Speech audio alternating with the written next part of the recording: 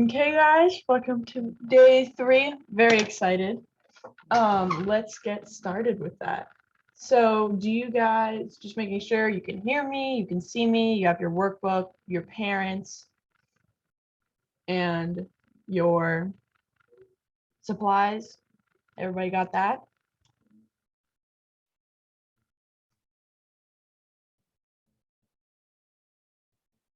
Yep, yep. Okay. So again, for those of you who weren't here already, I think you guys were all here yesterday or the day before, but my name is Ruby, obviously, and I've been working on my gold award. My gold award is this camp, so I can inspire young girls to be future women engineers through this camp with fun activities, slideshows, presentations, role models, the whole shebang in this fun camp. And I've spoken to over 50 different inspiring role models, and some of them will be on the camp throughout this week, like on Monday and Tuesday and today. So today's Aerospace Day and Aeronautical Day. Here's my t-shirt for the day. It's pretty funny. It's pointing at different parts of the airplane saying that the way it works is magic. I think that's the way it works, just magic. But today's topic is aerospace and aeronautical engineering. It's actually technically our second day of mechanical because aerospace and aeronautical, they branch off of mechanical engineering. So aerospace is part of mechanical engineering, and mechanical engineering is one of the core 4 engineerings. So today our chat moderator and prize patrol is Maddie. And Matt, if you guys don't know already, Maddie just graduated from high school, will be attending McDaniel College to study biomedical science, and she wants to be a surgeon. She is a STEM girl and has been in Girl Scouts for 11 years. So she'll be in the chat checking to make sure that your comments are in the chat and your questions are in the Q&A. So we keep the comments and the questions separated.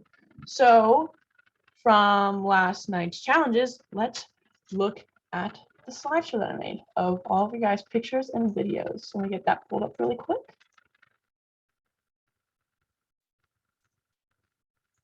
Okay. Oops. Okay, so day 2 challenges slideshow.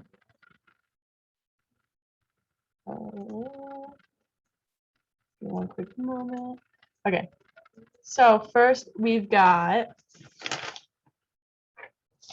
Miriam in the making of her catapult and finished with her catapult. So that's really cool. We saw the before and after. I wonder how well that one worked. Then we've got Gabby B with her launching it, and we've got her with showing it off. I love how much color it has in it. Like it's like a rainbow of catapult. Then here's her with her safety glasses on, watching the camp. And here's a close-up of it. It's got all the colors of the rainbow and the clear spoon. And here's her making it, getting all of her stuff ready and lined up. And then here is Isabella's dog food launcher. I think that's pretty cool.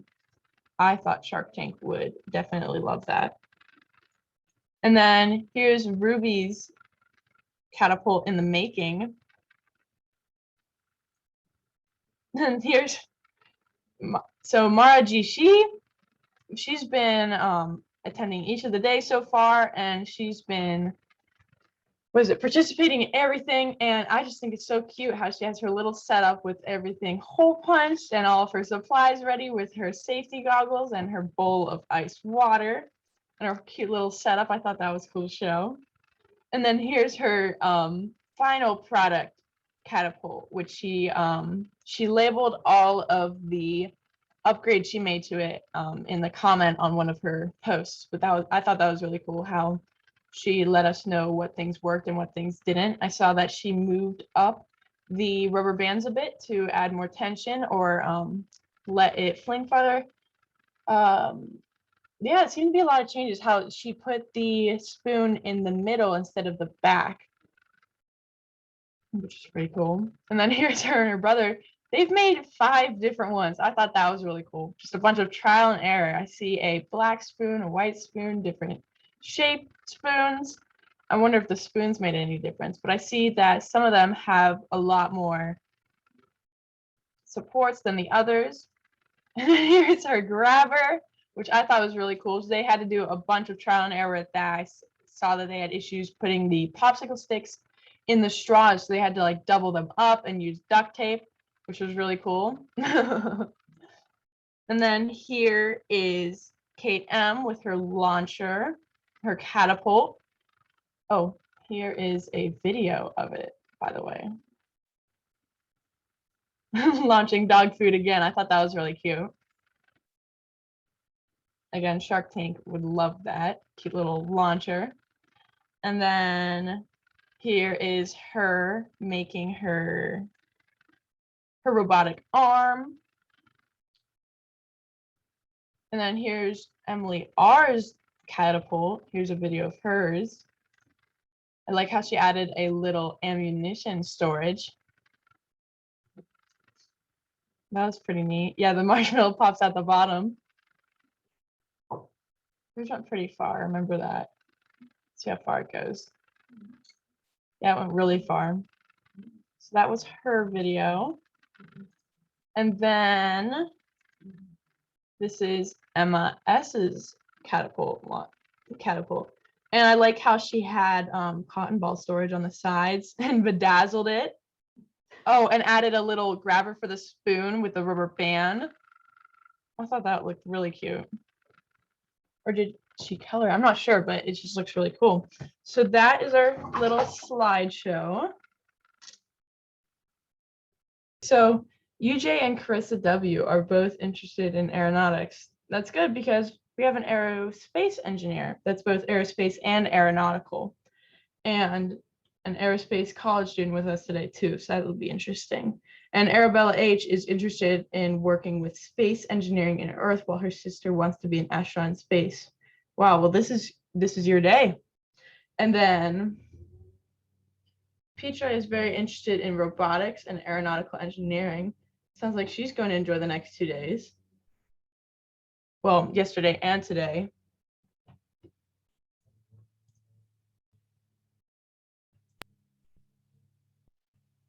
Okay, so again, these are the core 4 engineering: civil, mechanical, chemical, and electrical. Everything else branches off of those 4 engineerings. Those are the 4 main topics, which branch off to more specific topics, including, next slide. For example, mechanical engineering, aerospace and aeronautical engineering branch off of it. Also acoustical engineering and power plant engineering. And some of them focus on robotics or wind or thermal. And with civil, they've got solar, earthquakes, ocean, traffic. Those are different topics that they focus on within civil engineering. And with chemical, there's biomedical, cellular, materials, food, paper, and electrical's got hardware, optical, power, telecom, which is telecommunication, and electronics.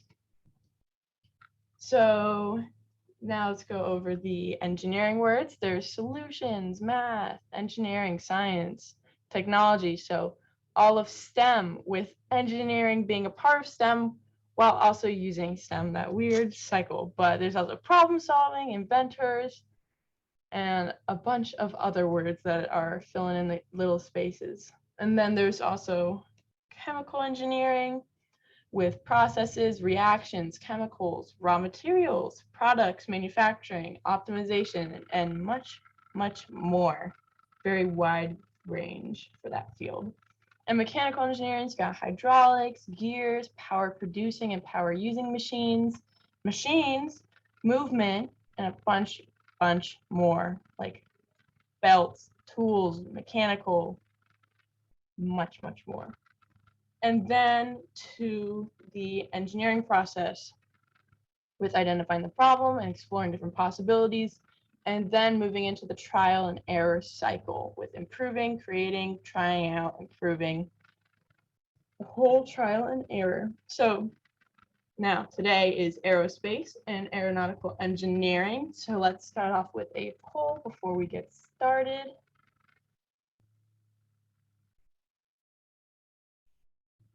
A quick moment.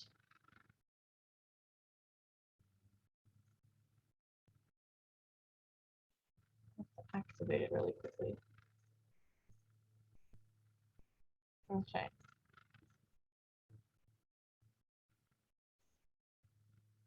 Let's try this again. Okay. This is just one question. How much do you know about aerospace and aeronautical engineering? A lot, a bit, not much, nothing.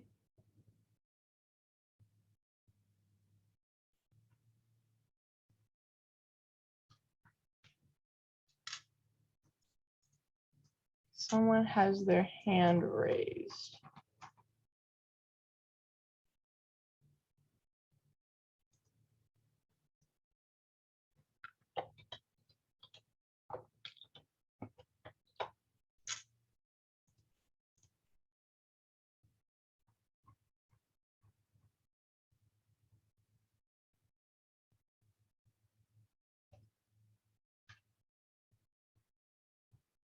Okay. You didn't get the poll, just put your answer in the chat. But so a lot, a bit, not much, or nothing. With how much do you know about aerospace and aeronautical engineering? Not much. Okay, so here are the results. We've got a few people that know a lot, which is really cool. I think a few of you know aeronautics. Yeah, a few of you are interested in aeronautics, so you may know a lot already.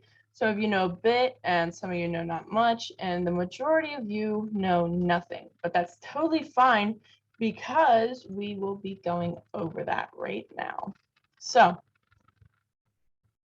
on to Aeronautical and Aerospace Engineering Day. Day 3. Let's pull that up really quick. Okay. One quick moment.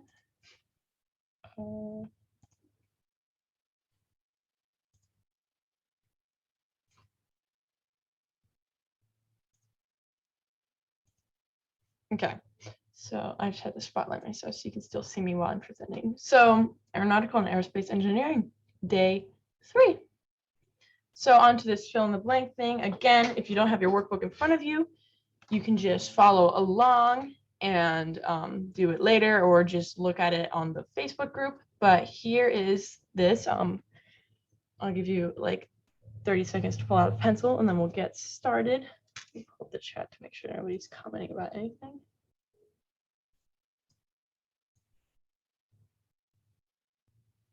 Okay.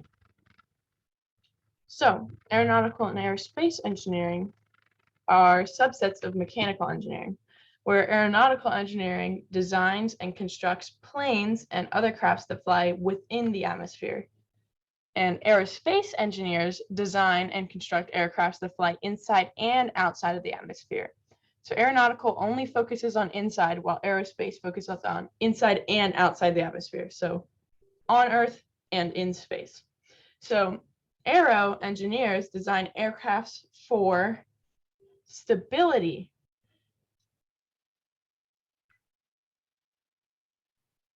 So aero engineers design aircrafts for stability.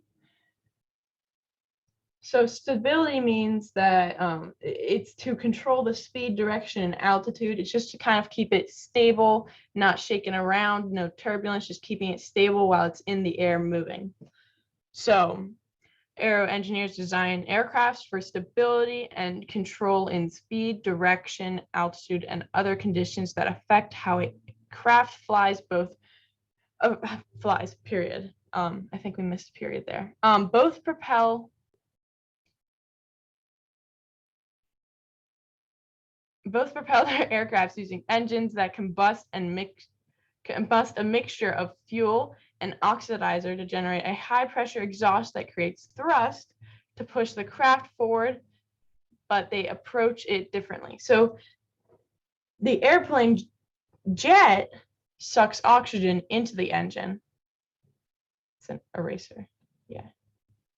So the airplane jet sucks oxygen into the engine, and the space rocket carries liquid oxygen on board, because in order to like make all of that like that whole like fiery thing come out of that rocket, they need oxygen. But since in space there's no oxygen, they have to carry the oxygen on board, and to be able to carry the most, they carry it in a liquid form, which is very, very, very cold, because in order to get it from liquid from a gas to a liquid, you got to lower the temperature, so they have to make it really cold. And then with jets, since they're in the atmosphere, like flying within it, there's already oxygen, so they don't need to carry it on board. So that's the difference between a jet and a rocket. So I'll go to the next page to show you the filled in version in case you haven't filled it out yet. So I'll give you a few seconds. But also, if you either don't finish this or don't have your workbook in front of you, this will be on the Facebook page.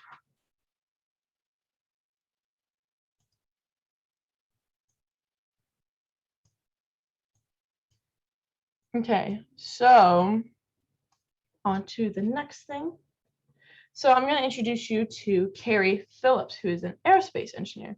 So Carrie Phillips is a senior aerospace engineer and program area manager at Johns Hopkins Applied Physics Laboratory.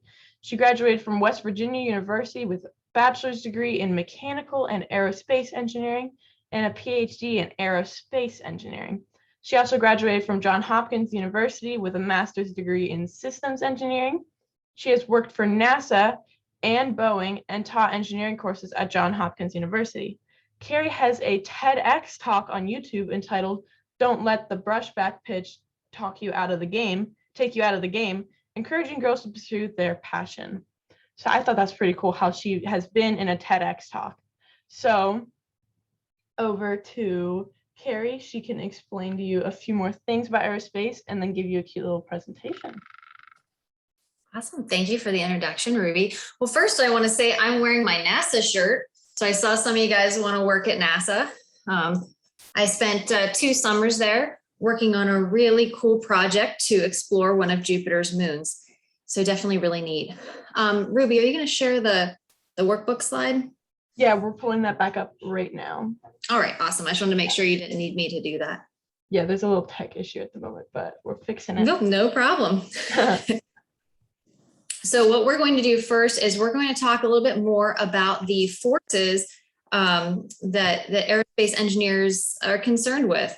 And so we're going to use first an airplane as our example, and we're going to talk about the 4 primary forces that are acting on an aircraft.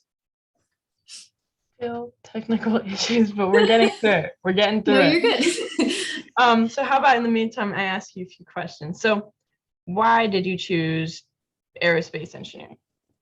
Sure.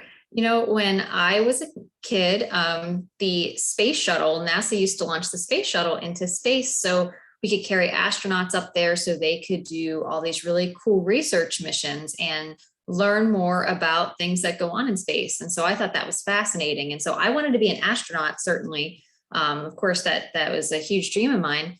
But I thought, hey, it's really cool. How do we get astronauts into space? What goes into that? And how can we continue to push the bounds of what we're exploring? And so that's why I became an aerospace engineer, is because that fascinated me. I loved astronomy. Those were things that I wanted to help humans learn more about. So that was kind of my driving force. That's cool. And so throughout your career, oh, we got it pulled up. Okay. It's back. Yay. Okay. So here. All right. So guys, pull out your pencils again, because we're going to be filling in things. Okay, so we're going to fill in the blanks on this. So this picture shows an airplane in the air. So let's think about airplane sitting on the ground first. The airplane sitting on the ground, it has a force acting on it, whether it's moving or whether it's not. And that's really the force of gravity. Gravity is pulling that airplane down to the ground. And so the first piece I'm talking about is that arrow that's pointing downward. And so that's going to be weight, because we have the force of gravity acting on the mass of the aircraft. and that results in weight. So you have the weight of the aircraft always pulling it down, and that weight exists whether the aircraft is moving or not. So let's say we want to start having our aircraft move. So what we're going to do is we're going to take those jet engines that Ruby talked about on the previous slide, and we want them to start pulling air into the engine. And so as they are spinning up and pulling air into the engine, it starts pushing the aircraft forward. And that's going to be what we call thrust. So thrust is pulling that aircraft down the runway.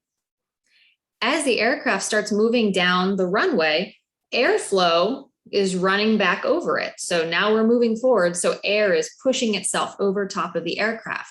And because that aircraft is made out of metal and has wings, has a lot of surface, as the air is going over the aircraft, it's causing something called drag. So it's kind of that tendency, that friction of the air going over top of that metal surface. That's known as drag, and that is going to be trying to counter your thrust. Typically, because aerospace engineers design aircraft really smartly, they try to reduce the amount of drag so the thrust can easily overcome it and propel your aircraft forward. And so once you get up fast enough, as your aircraft's moving down the runway fast enough, the airflow is going over top of those wings. And as the airflow speeds up over top of the wings, at some point, it's going to start generating lift, which is that force that is pulling up the aircraft into the air, and that's how we take off. And from the point that that aircraft takes off throughout its entire flight, that lift force is going to continuously keep the aircraft on the ground and counter its weight. So I think if we, so you can see that Ruby filled that in. I think if we go to the next slide, I'll show them all filled in. So the four primary forces that are acting on the aircraft are the weight, the thrust, the drag, and lift.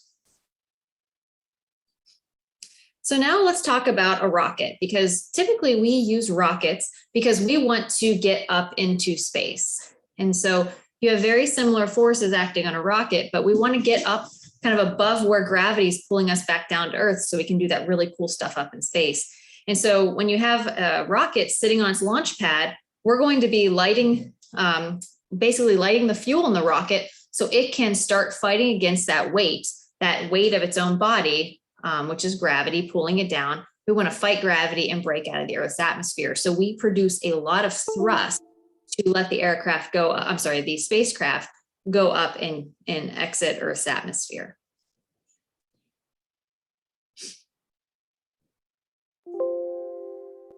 Thank you for that. Quick question. So of all the four forces, which one acts on it at all times, whether it's moving or not moving? Are you asking me or the panelists? Yeah. Okay, just making sure. It is weight. Weight is always existing because we all weigh something. The aircraft always has the weight, whether it's moving or not moving. And then the others are while it's in motion? The others are while it's in motion. Okay. So thrust and lift. Mm-hmm. So I'll stop presenting really quick, and you can present your slideshow. All right. So let me make sure that this technology is my friend. Can you all see my PDF? Yep. All right, let me actually move my controls over so I can move the, okay, so I can actually move the PDF. Great, so thank you for having me today. So as Ruby mentioned, I am an aerospace engineer. And so I'm gonna talk a little bit more about what aerospace engineering is. So aerospace engineering is that field of engineering that's focused on the design of aircraft, spacecraft, and related technologies, really to the practice of flight. So aerospace is broken up into two subcategories. You can have aeronautical engineers, which, as Ruby mentioned, they focus on the idea of flying and flight within the Earth's atmosphere. So think things like airplanes, helicopters, a lot of unmanned aerial vehicles or UAVs, which are also considered airplanes but are unmanned. And then you have something known as astronautical engineering. And astronautical engineering is focusing on the science and technology of spacecraft and launch vehicles, things that are really meant to get through Earth's atmosphere and fly outside of the atmosphere in space. Typically, whenever someone focuses on aerospace engineering, they have to take classes in both. So some of the focus areas in aerospace engineering, as I kind of mentioned, you have airplanes. So that could be anything from designing newer and faster vehicles to looking for vehicles that can fly without humans on board, which I kind of listed there as unmanned vehicles. So you see kind of those remote control ones where you put really cool cameras on them and they can take really neat video and footage. And we can use things like that to do a lot of really cool research. There's also things like helicopters. People focus on helicopters because they also fly in the air. And we need to make sure that we have things like search and rescue helicopters and things that can help keep people safe and do a lot of different missions. Then we have rockets and space systems. So things that are helping people get up into space to explore. We also send satellites out there. You can see on the lower right picture, that is a picture of New Horizons, which Johns Hopkins Applied Physics Laboratory and NASA sent out to explore Pluto. So there's a lot of really cool things you can do as an aerospace engineer. So how do you prepare to become an aerospace engineer? So when I was getting ready to go to high school, I decided that I just wanted to take all the math and science courses I could. So I enrolled in math and science courses as my electives as I was able to. And I actually took things like physics, calculus, geometry, but I also took things like biology and chemistry because it really just helped me learn how to think. And so definitely recommend taking all the math and science courses you can, especially if you love them because they're a lot of fun. And some of the other activities I did were, trying to be active in my class. I was a class treasurer. I played sports. I was a soccer and softball player. And I did a lot of community service because that was really important to me and a lot of fun. And as you're kind of getting ready for college, it helps you be a more well-rounded person and an exciting applicant for colleges to look at. So as Ruby mentioned, I went to West Virginia University and I decided to do 2 degrees. They had a really cool program where I could study both mechanical and aerospace engineering.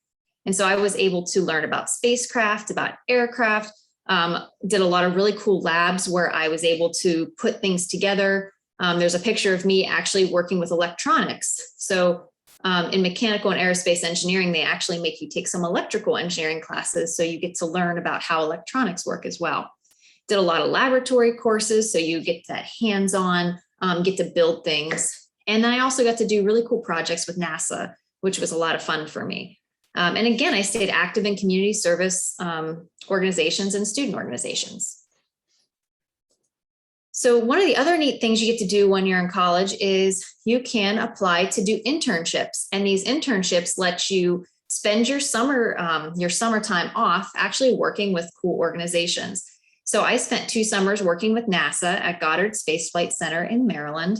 And we were looking to develop technologies so we could explore Europa, which is one of Jupiter's moons. So I spent 2 years working on that project with my team, which is in the top picture there. It was very cool. Got to do a lot of underwater testing with that particular piece of equipment.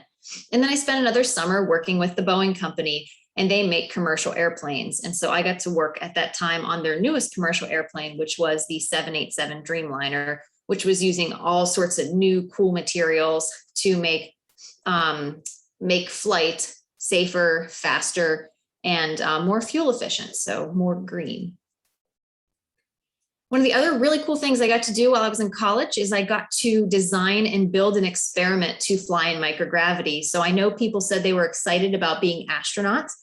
This is one of the ways that NASA actually trains astronauts.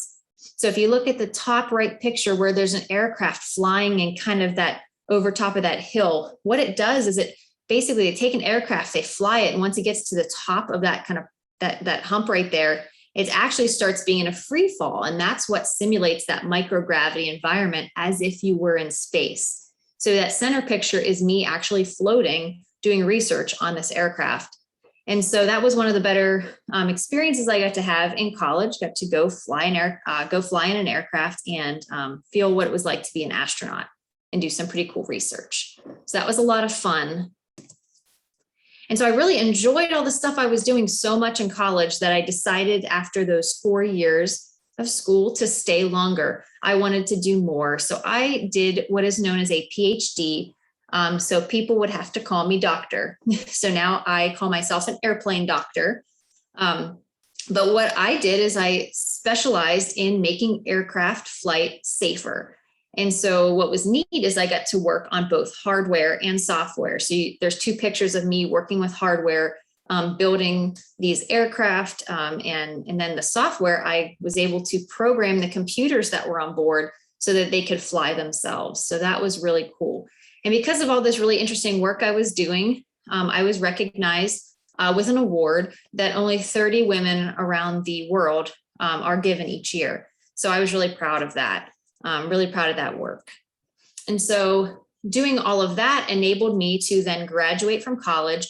And I decided to work at the Johns Hopkins Applied Physics Laboratory, which is the nation's largest university affiliated research center. So we are part of Johns Hopkins University, but we are actually working independently from them. And so I'm an aerospace engineer there. I've been there for 10 years and I work on projects with the US military. I also am a professor. I teach at Johns Hopkins University and I teach classes in engineering. You can see some of the pictures there from some of my work. So I think the big question is for you guys today, as you're all figuring out, hey, these are things that, that I'm interested in, or maybe you want to learn more about aerospace engineering, what can you do with aerospace?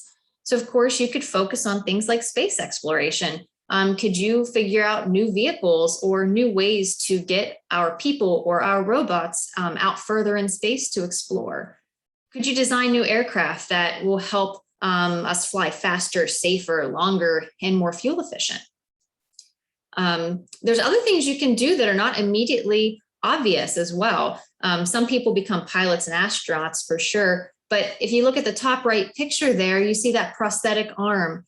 Aerospace engineers are involved in designing that arm because they need those lightweight materials and a lot of the mechanical pieces on board that kind of lean towards robotics.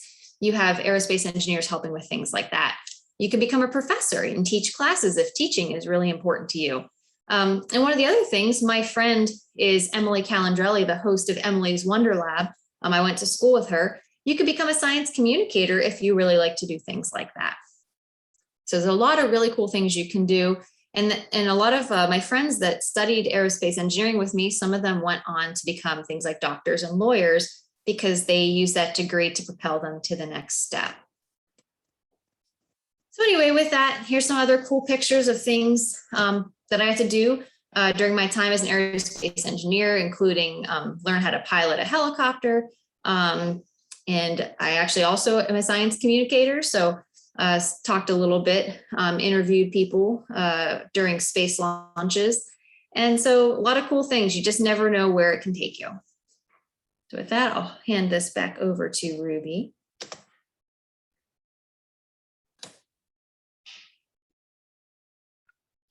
Okay, I'm back. Thanks again for the presentation. It was very inspiring. I thought it was really cool, all the things you did and how you got to experience anti-gravity for a few moments. Like, I mean, I think anybody would want to feel that at some point. So that's pretty cool. I think that was really cool. Yes, Emily said in the chat, very cool. So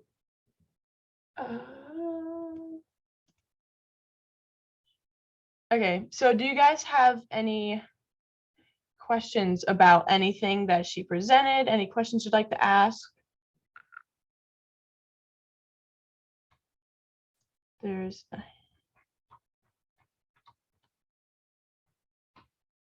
Ruby Y says, I wish I could do that. You can. You really can. Yeah, if you put your mind to it and go the right path that that Carrie did, then you can definitely be an aerospace engineer. So Hashra has her hand up. What is your question? Put the question in the Q&A. Let's see. But while we do that, let me get something ready.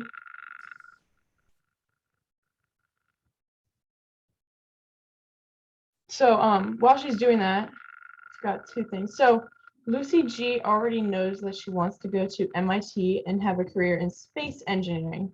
So, Carrie, what are some options for space engineering jobs, like within space? That's a great question. So for people who want to focus on space engineering jobs, I mean, there's a lot of really cool work. There's work where people focus on how do I launch a vehicle in such a way and have it fly in space in such a way that it can reach further and further out, because they have to fly very specific trajectories or paths when they get out into space to make sure we can reach our destination. So there's people that focus on designing those trajectories or those paths. People also focus on how to make materials. Like we have something called Parker Solar Probe right now that is exploring the sun. And as we get closer and closer to the sun, we have to have these very important protective heat protection so it doesn't burn up and melt in the sun. And so we have aerospace engineers and material engineers who can help design those.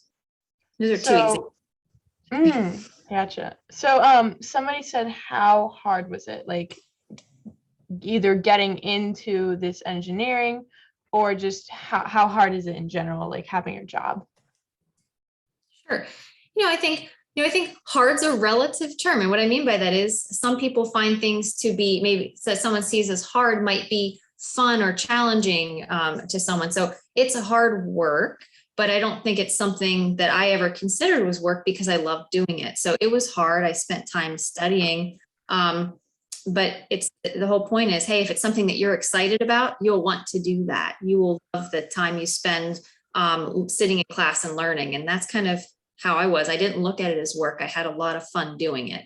And there were times and definitely classes where they were not my favorite and you kind of suffer through those ones, but it's definitely something you put effort into. And the way I look at it is when you get done with school, you spend 8 hours a day doing it at least. So hopefully you love it. Then it doesn't feel like work.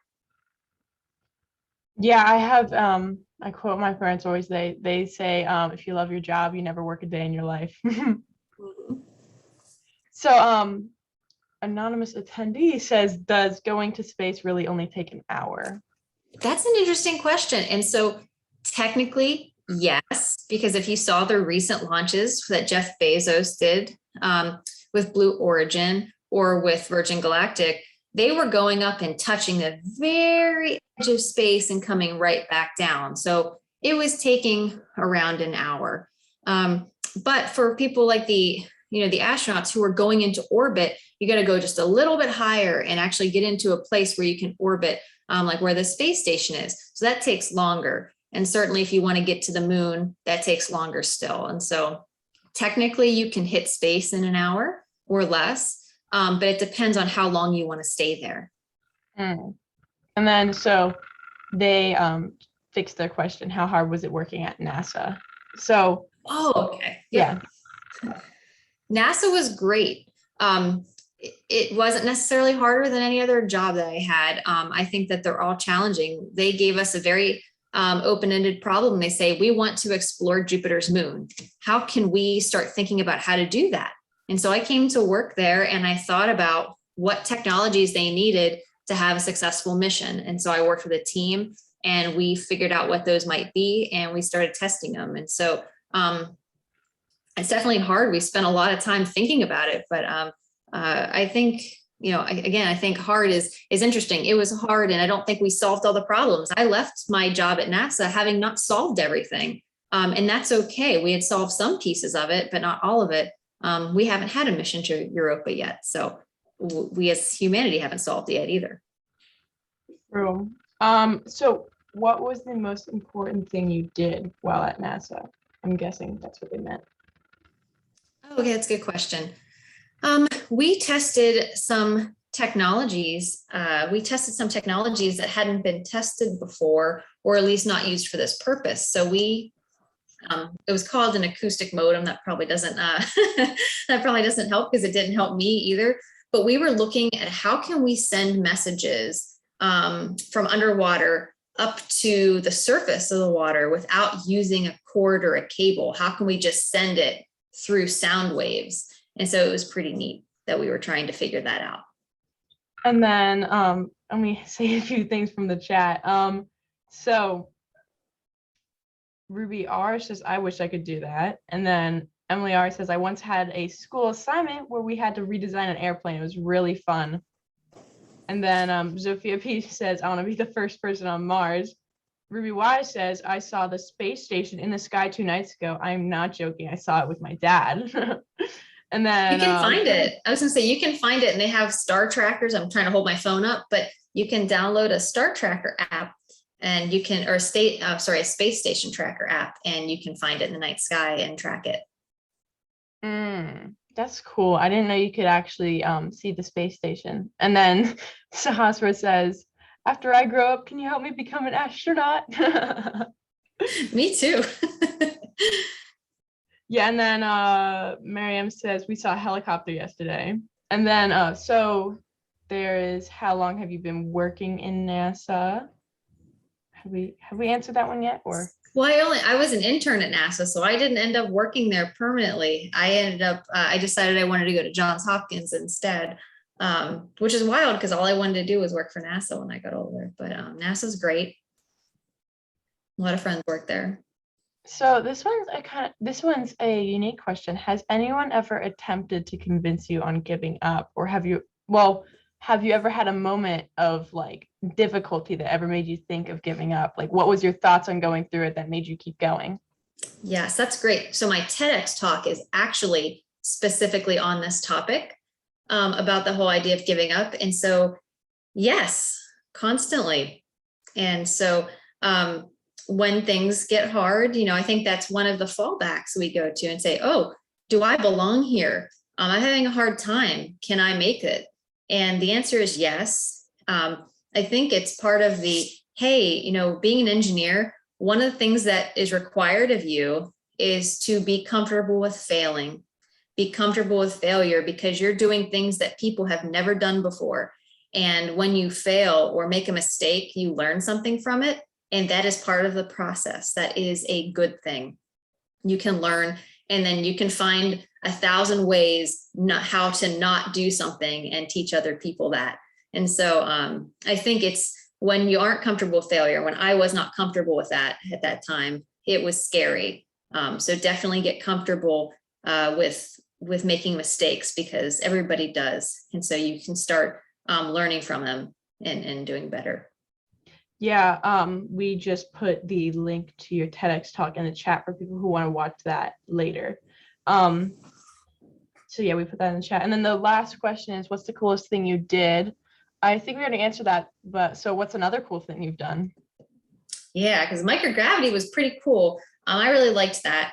But one of the things I did in my recent job is I developed some math equations, put together some equations to help solve a really tough technical problem. And I ended up receiving a letter from a Navy admiral thanking me for my contributions to the country. And so that was really important to me, and very, very impactful and important. Yeah, it seems really important.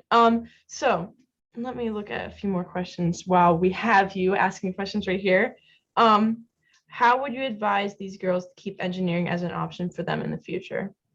And what is one thing you would say to them in the future? Like, if you had to say one thing to a few, let me repeat to that. A future student, future engineer, right? Yes. Yeah. That. Yes. So, to keep your options open, whether you want to end up being an engineer or a scientist, or, if that's kind of the route you think you want to go, making sure that you take math and science courses. Because at the end of the day, if you decide, hey, when you're a senior in high school, hey, this just wasn't for me, it's a lot easier, so to speak, to say, okay, I'm not going to go any further than that. But if you didn't take those math and science courses, and then you try to go to college, you can do it. It just makes it harder. You have more classes to take, more catch up to do. So I think it's always a good recommendation. In high school, you can figure out, do I even like taking these types of courses, and figure that out. So I think that was something that was really important for me. And something that I would tell people, or I guess tell you guys in the future, is you will fail. You will make mistakes. You will have a bad grade on a test. And that doesn't mean you're not quote unquote smart or that you can't do it. That is a normal thing that can happen. And what it just means is you're going to learn something from it. You're going to figure out what went wrong, and then you're going to move on. And so for me, I had a really hard time with that. And nobody sat down and told me it was okay to bump into those things. And it is okay, it happens. And one of the really neat things is when you become an engineer, for example, I still make mistakes at work, but I'm working with a team and we check each other's work and we find those mistakes for each other. And we challenge each other and say, hey, did you think about this? And the answer may be no. And you start thinking through it, but that's what being an engineer is all about, is being on that team and working through some of those things.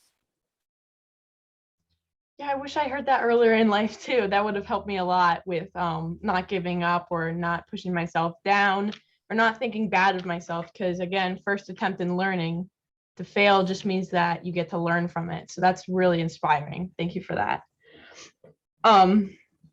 So now that you have presented,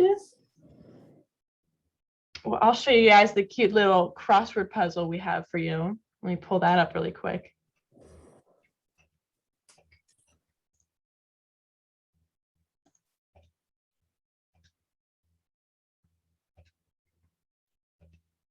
Everyone, while we're waiting, put your favorite thing that you heard from her presentation in the chat.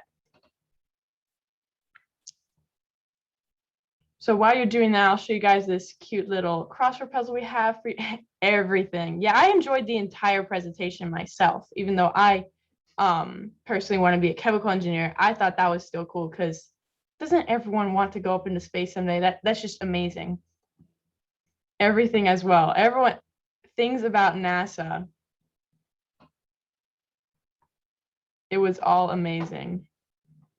Yeah, I agree. So here is your crossword puzzle. Again, the words in the crossword puzzle are the red ones in this cute little spaceship picture. And again, if you have any issues or if you finish it, you can scan the answer key when you're done. UJ said everything, everything, everything. Carissa said, this has been my favorite day of camp so far. I'm glad you guys are enjoying this day a lot because I am too. So that was the crossword puzzle. So now let's discuss. Let's discuss. So what do aeronautical and aerospace engineers do? What can they create and what special things do they know about? So you can write that in your workbook and share it in the chat, or if you don't have your workbook, you can just share it in the chat.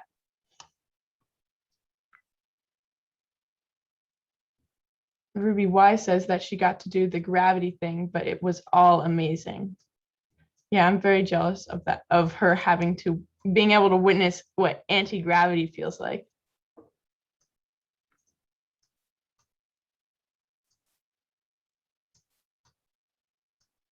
So what do aeronautical and aerospace engineers do? What can they create and what special things do they know about?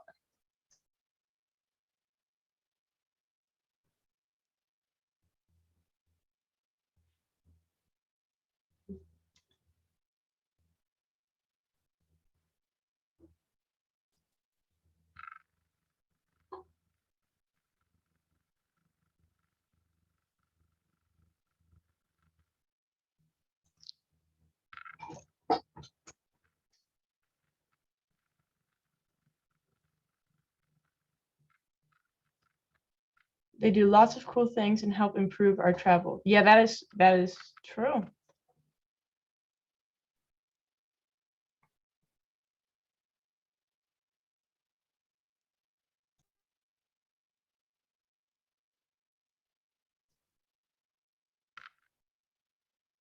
What other stuff have you guys written down for yours?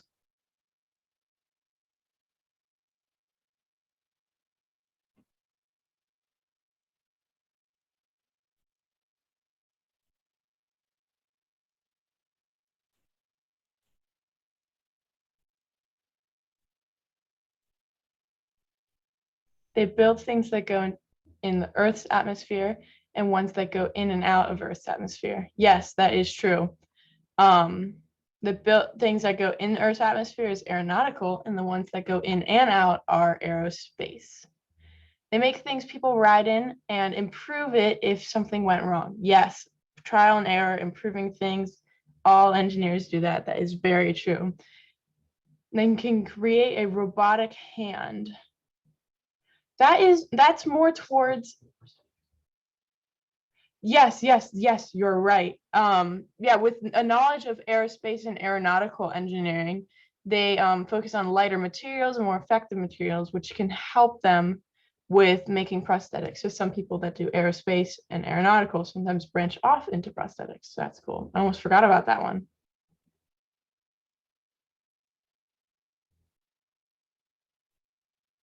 They can help with the hand for sure. Yeah, they will get the help from mechanical and electrical engineers too. Yes.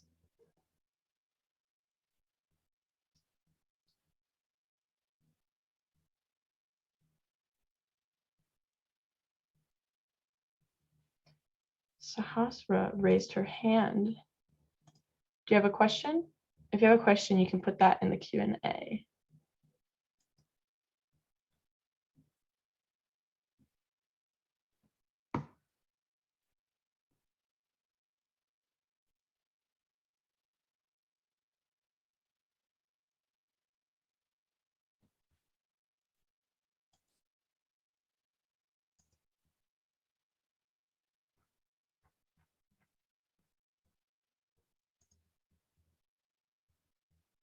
So,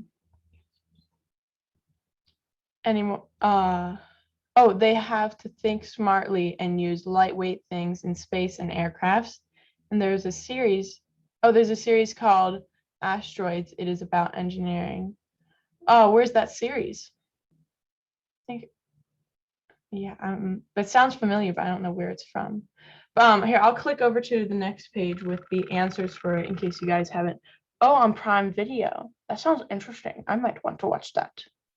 Yeah, so why do aeronautical and aerospace, and what do they do?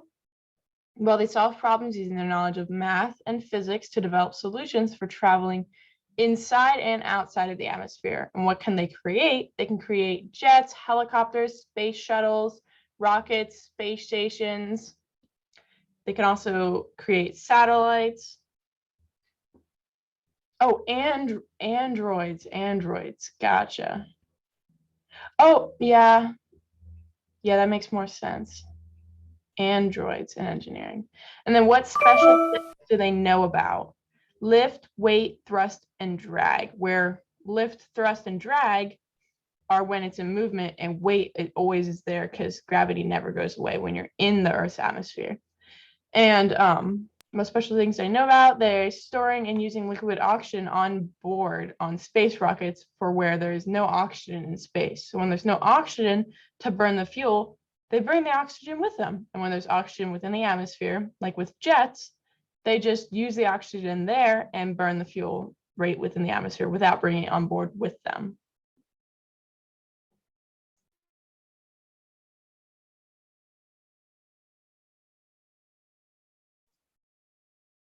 Anybody else have any comments on this or want to share their answer before I move on? Give it like one more minute.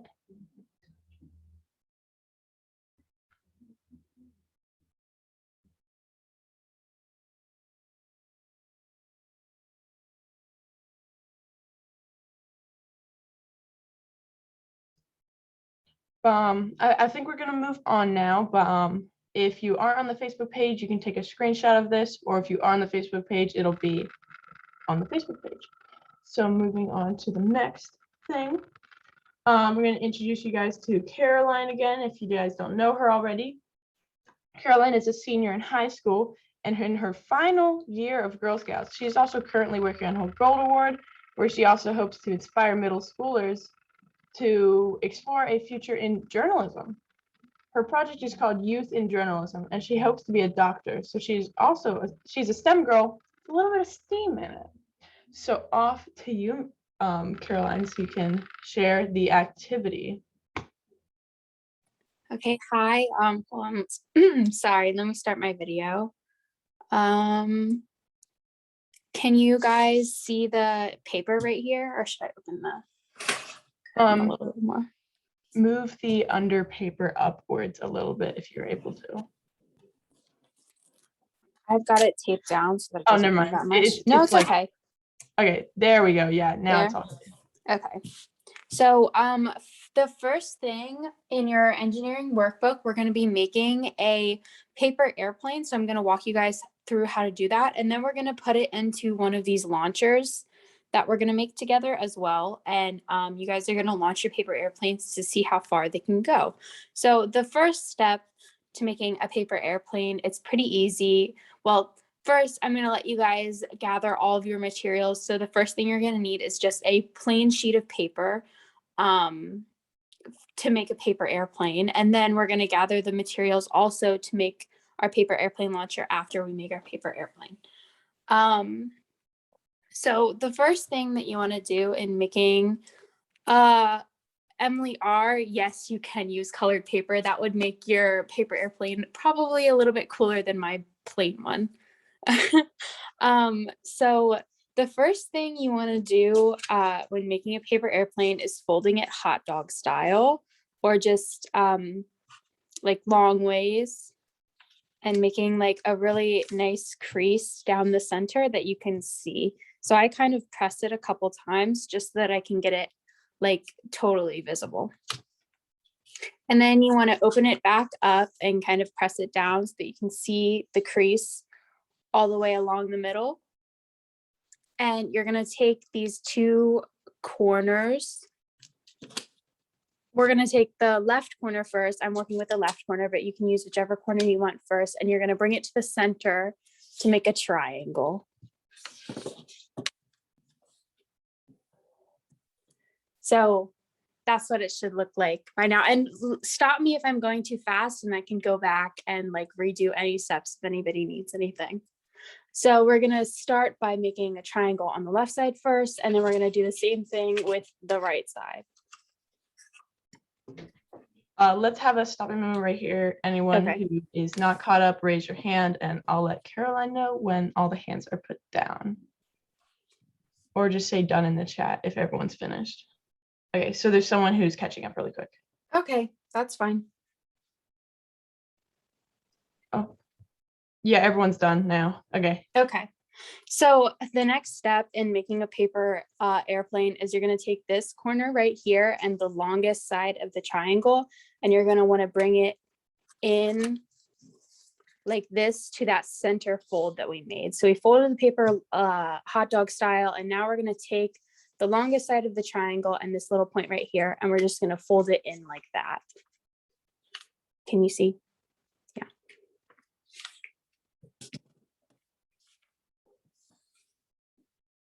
And then I press it all the way down, or as far down as it will go. And then we're going to do the same thing on the other side. So we're taking the longest side of the triangle, we're taking this point and just folding it in.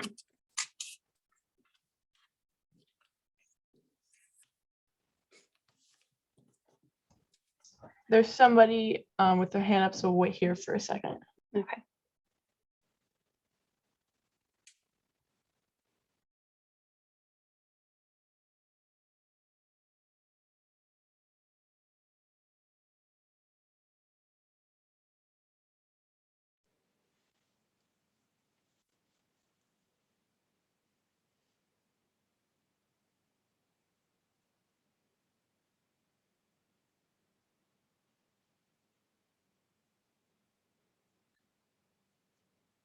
Are we all good? Yeah, all the going. hands just went down, so you're ready to Okay. go. Oh, wait, what? So, Oh, we're good. We're good. okay, so now that you guys have like these flaps down, I do this, I fold it in half again just to get that crease and then fold it back out. That step is totally optional, but it just helps me when I flip it over to see this crease a little bit better. So then what you're going to want to do once you take it from the front to the back, you flip it over, you have another triangle, and you're going to fold these edges in just like that to the center crease again. So we're doing it first on this side, folding it into the center and pressing down. And then we're going to do the same thing on the other side.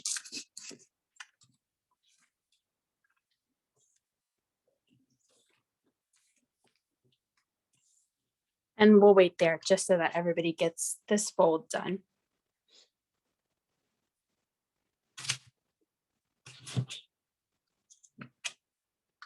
Yeah, there's one hand up, so I'll let you know when it lowers.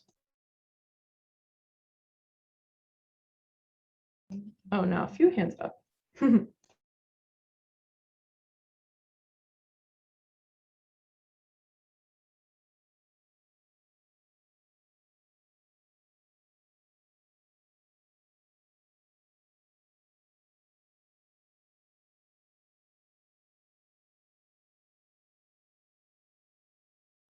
And just let me know if you need me to go over folding it one more time or like unfolding it and redoing it, because I can do that as well.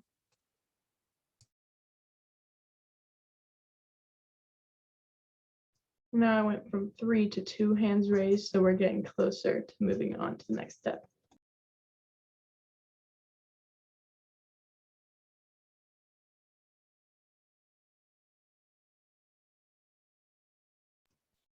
Someone would like you to do the fold again. Okay, I can do it again. So I'm just going to unfold what I have and then show you one more time. So on the front, we've done this first triangle fold, and then we folded it in one more time on both sides to make a triangle on the front. So what we're going to do is flip it over to the back where it's flat and there's no paper coming up or anything like that. And we're going to take this first side, this really long side, and we're going to fold it into the center crease right here that we made. That was our first hot dog fold. We're going to take this side and fold it in just like that. And then we're going to do the same thing with the other side. So we're going to fold the other side the same way. So we're going to fold it to the center line, to our center line or the hot dog fold that we made at the beginning.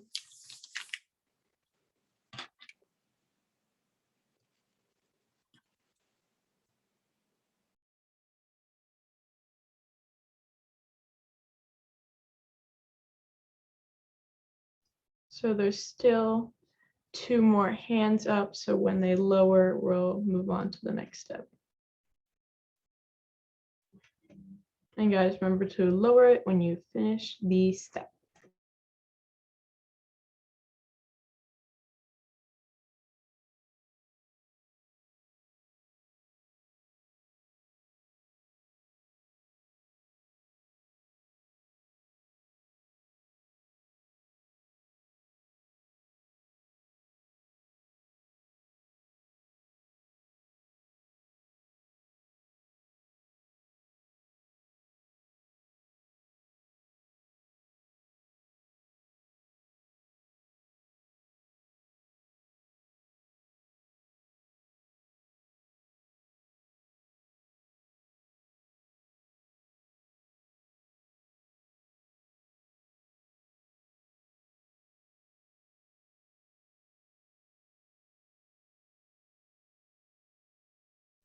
Okay, now there's only one more hand raised, so I'll let you know when that one lowers.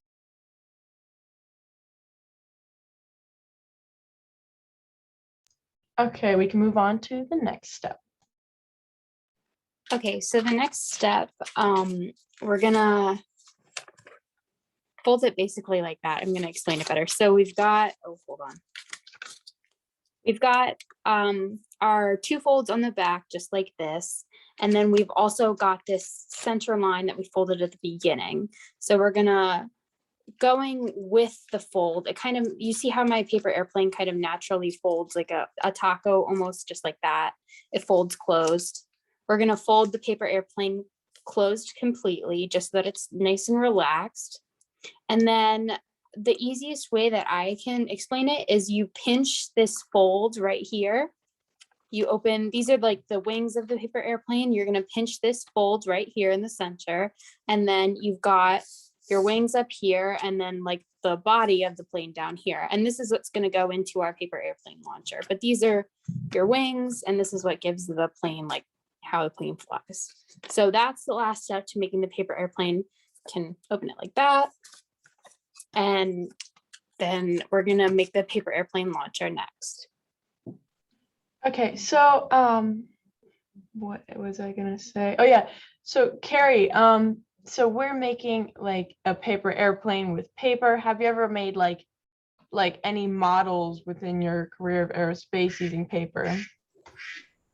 Yeah, actually, one of our first aerospace classes that we have is an introductory course in our engineering program. They have us actually build it. They first start having us build it out of paper, but then we move on to using foam for the wings and something called balsa wood. It's a really lightweight wood that you can get at most craft stores. That's cool. So what was it? So you start off with paper and then you moved on to different materials to kind of shape it better? Yeah, it's actually so we could have a different shape because typically when you see like the paper airplane here that like she just built, it's got kind of that blended wing shape where the wing and the body are the same. And so with the balsa wood, we can make the kind of the tube of the aircraft, the fuselage is what it's called, where the people sit out of the wood. And then we could use the foam to make more traditional wings. And so that was one to use that to have a different shaped airplane, but also using those materials, sometimes you can get it to fly further. That's true. Yeah, that's But really it all cool. depends on the launcher. True. Yeah, so everybody who isn't ready to move on to the next activity, raise your hand. And if you are ready, then just keep it down. Ruby Y says, I love this. I'm glad you're loving this. I'm loving this too. I'm so glad I decided to create this camp because I'm having so much fun hosting it. I'm having so much fun seeing all of your guys' comments in the chat. I used to call this airplane Turbo. I know, right? Really weird. This was, I think, the first type of airplane I learned how to make. Okay, so nobody's hands are up, so I think we can move on to the next activity. So let me share my screen really quickly. I'm so glad I did this camp. I'm so glad you joined this camp. Yeah, without you guys, I wouldn't be having a camp because I need I need you guys so I can host the camp to someone. So we just did the paper airplane. And these are the instructions for it if any of you didn't have the supplies in front of you. And in the bottom right corner, there is this QR code you can scan. Caroline, do you want to tell them about the improvements for this before we move on to the next activity? Definitely. So we made almost like the most basic paper airplane that's on this website, but if you scan that QR code, you can find a whole bunch of different paper airplane variations, and you can fold them with paper, obviously put them into your launcher and see which one flies the furthest, has the best, stays in the air the longest. Like if you fold it a different way, you can often find improvements that way. So I would suggest to find improvements, try folding it a different way, maybe a less basic way, more like complex paper airplane to like make it fly further. Thank you for those improvements. So now we are on to the next activity, which is making the paper airplane launcher. So by the way, guys, we're advising that you use safety glasses when using this paper airplane launcher, because who knows, it could backfire and shoot at you. So just make sure that when you're using this later on or testing it out or anything, wear safety glasses so you don't get hurt. But now Caroline's going to show you how to make that. So here's the paper airplane that we just made, but this is the launcher. I'm going to show you guys like how it works first, and then I'm going to show you guys like how to build it. So we've got this cut in half rubber band, and we're going to stretch it all the way back to this open paper clip, and we're going to stick it in the paper clip. And then we're going to take our paper airplane that we just made, take the body, stick it in between the two wooden skewers and the pulled back rubber band. We're going to stick it in there. And then you just simply let this go. It's going to, yeah, you let it go and then it shoots super fast and super far. So what you're going to need for this is obviously safety goggles. You're going to make sure that you have those on and a parent nearby just in case anything goes wrong.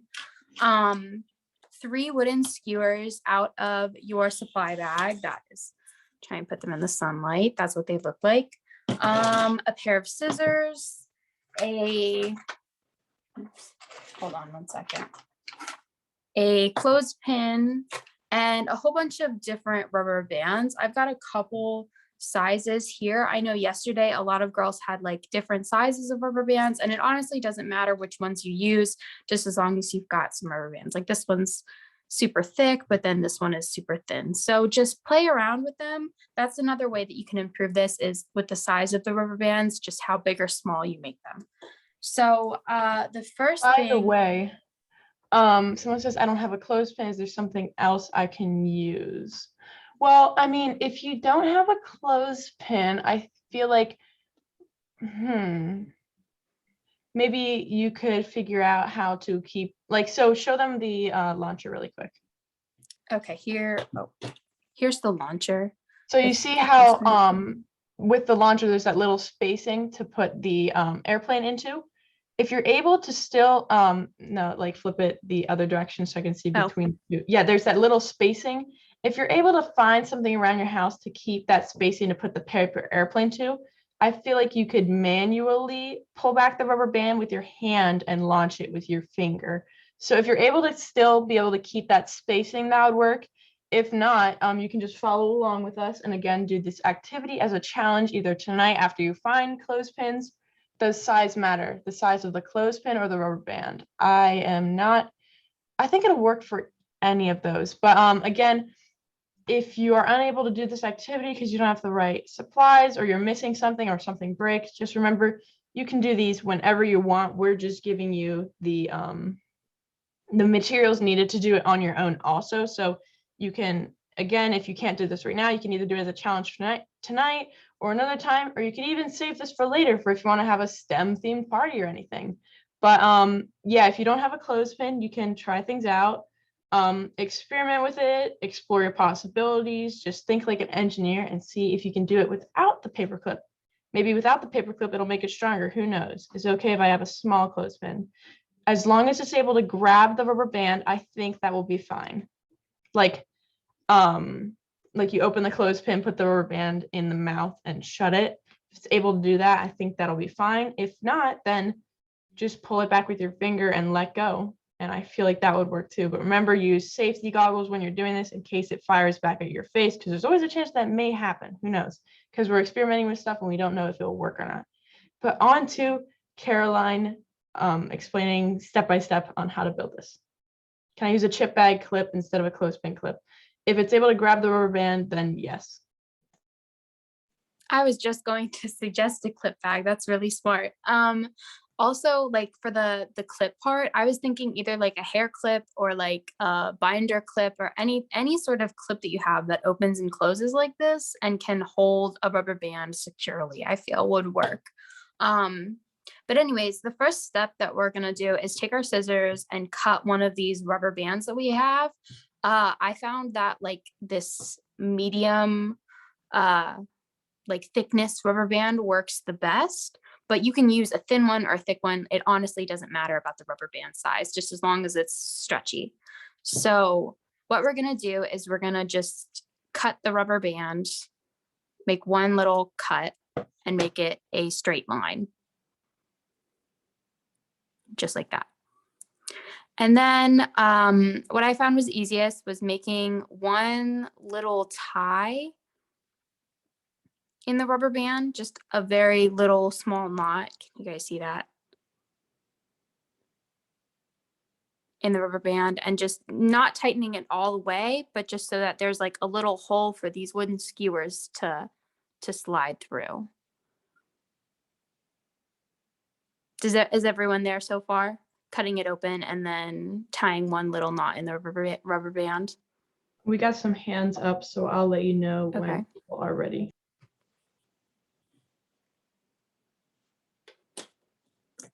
Someone is asking, can you repeat it, please? Definitely. I'm going to cut a different rubber band. I'm going to use this one, but I'm going to cut a different one just to show you. So what you're gonna want to do is take your rubber band. I kind of stretch it out a little bit first, and then take your scissors and cut just one. There's the rubber band, and you're gonna just cut one slit in the rubber band, just like that, so that you have a straight line. And then what I did was found easiest was make just a little knot in the rubber band, just like that. Just a simple knot. Let me do it again up closer. So you go around just like that, and then kind of pull it tight. Just By to the make a way, simple knot like that. I heard yesterday or the day before, we were talking about materials and stuff, and someone said they didn't have skewers. I think possibilities for different things other than skewers is maybe a metal straw or some. I mean, you could even just go find a stick from the woods. I feel like that may work too, but just find something the same length as the skewers we're using, long enough to hold a paper airplane between the two of them, and I think that would work too. I don't think someone said that in the chat, but I feel like the other day someone said that, so I was just answering that. We've got three hands raised, so now two again. So I'll let you know when we're ready to move on to the next step.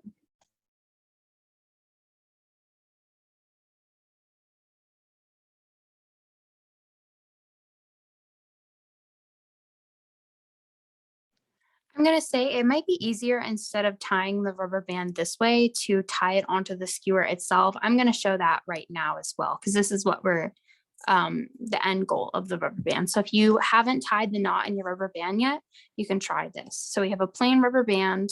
We're going to tie it to the skewer itself.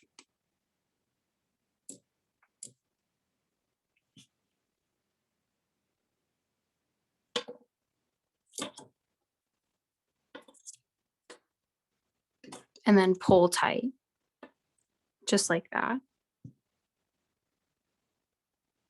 So you've got a little knot, and you could double knot it so that it doesn't roll down the skewer as you pull it back. I found that that was pretty easy too, but that's just the step that we're on right now. So if you can get that far, that is good. But if you can only tie the rubber band like this, that's fine too, because we can stick it through. You can work it and stick it through the skewer and then just push it down. That was another way that I found it.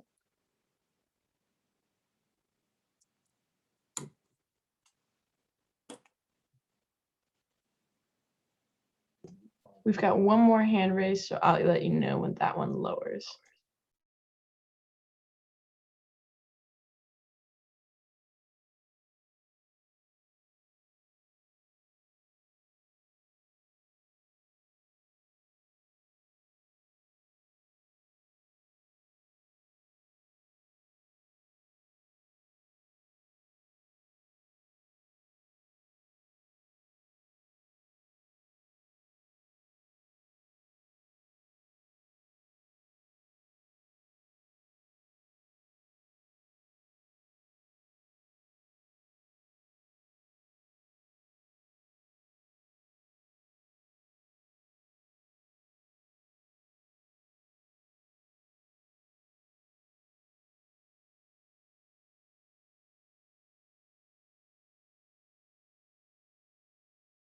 There's still two hands raised, so I'll let you know when they lower.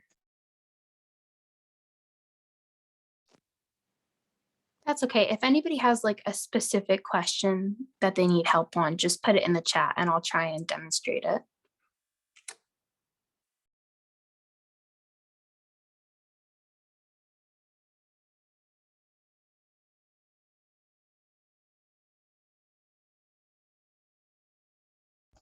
Yes, you can double knot it. I would advise double knotting it onto the skewer.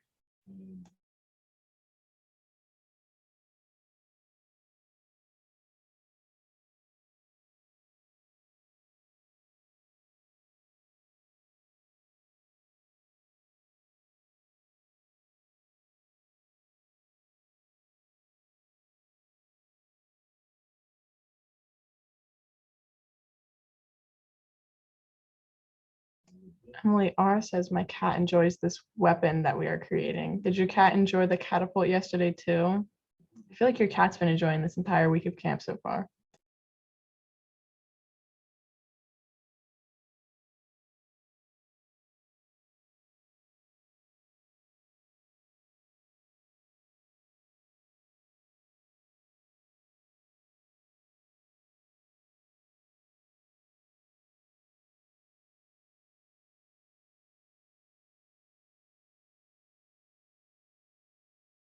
Okay, one more hand raised, so I'll let you know when that goes down.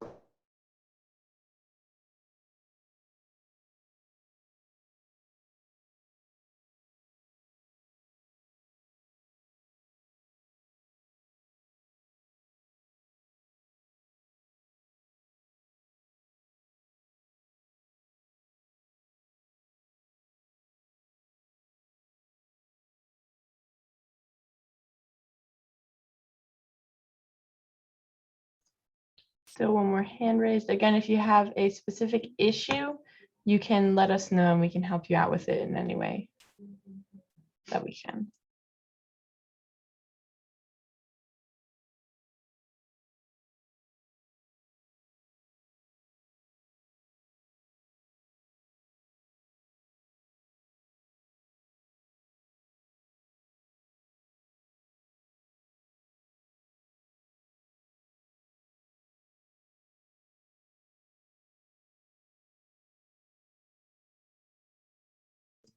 Oh no, Emily's cat is in her workspace. Try launching another treat. Maybe it'll go after it.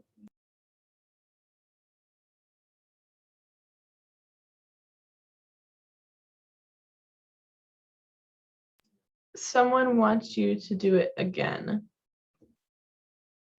I can. I'm gonna demonstrate it with the other skewer just to like save a little bit of time. This is the next step, but I'm also gonna demonstrate it again for you. So with your skewer, just pretend that I don't have this one on, but all the girls that are finished can also follow along as well because they have this one skewer and this one rubber band done. So with this, with the plain skewer and the rubber band that you've already cut, and it's just a straight line, a straight plain line, you're just going to tie it onto the tip of the rubber, the tip of the skewer that's pointy. And you're going to just make a simple knot onto it. And if a parent is nearby, they can help knot it. I know knots can sometimes be difficult. So I pull it super tight, not tight enough that I break it, but I pull it super tight and then I just do a double knot. So do 1 and 2.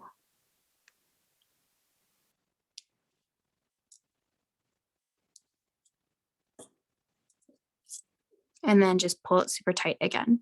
And there you have the rubber band that we cut and was a straight line, a straight plain stretchy rubber band line tied on tight to the pointy end of the wooden skewer.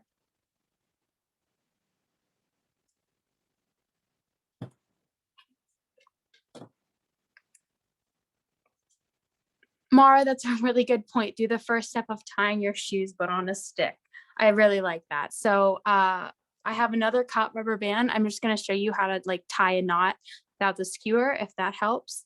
So just making a little loop like that, a little circle with your rubber band crossed, and then just tucking the top strand of this loop under the bottom strand and then just pulling it through that little hole right there. And then you just pull tight.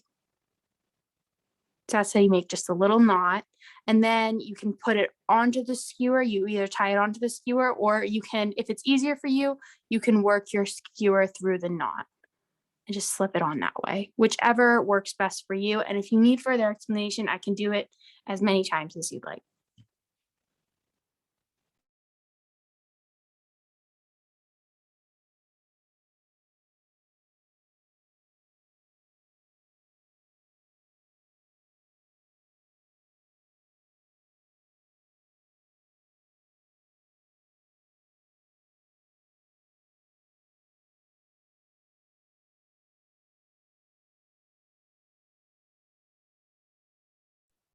Ruby would like you to say it again.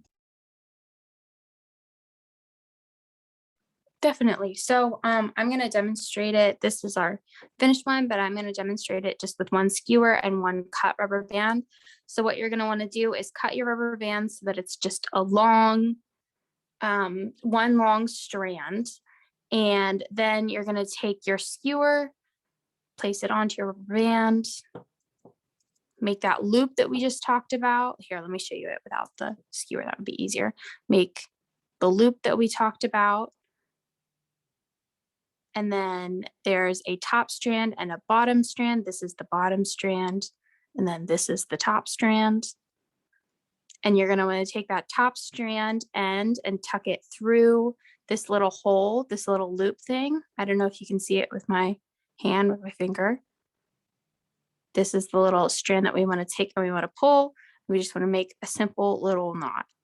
And then if it's easier for you, you can take your skewer with the pointy end and just work your skewer through that little knot and push it onto the skewer.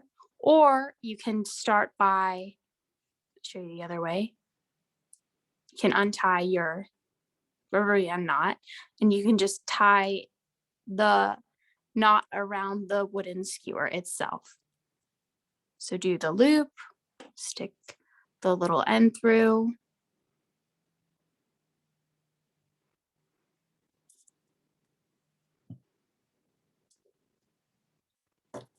And then pull tight.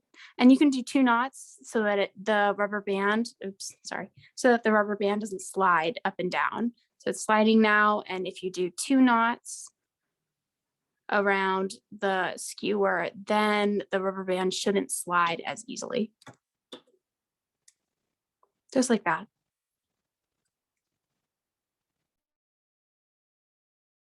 So we still have 2 hands raised, so I'll let you know when those go down. But if we're running out of time, oh, 1 more hand raised. We can always push this step to the very end because it doesn't change anything if we do it before and after. So if they're still having issues, you can move on to the next steps and then go back to it at the end. But I'll let you know when we should move on or not, and if the hand goes down and stuff.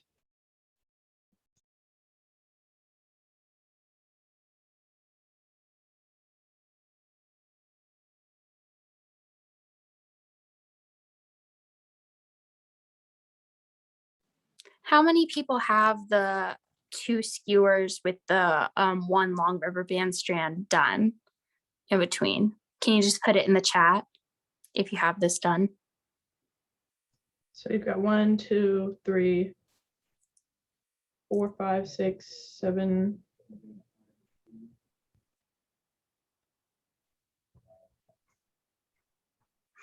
If it almost came untied, you can try doing a double or even a triple knot with the rubber band. Just make sure you pull it super tight and that shouldn't happen. But if it keeps happening, maybe try using a thicker rubber band. If you have them.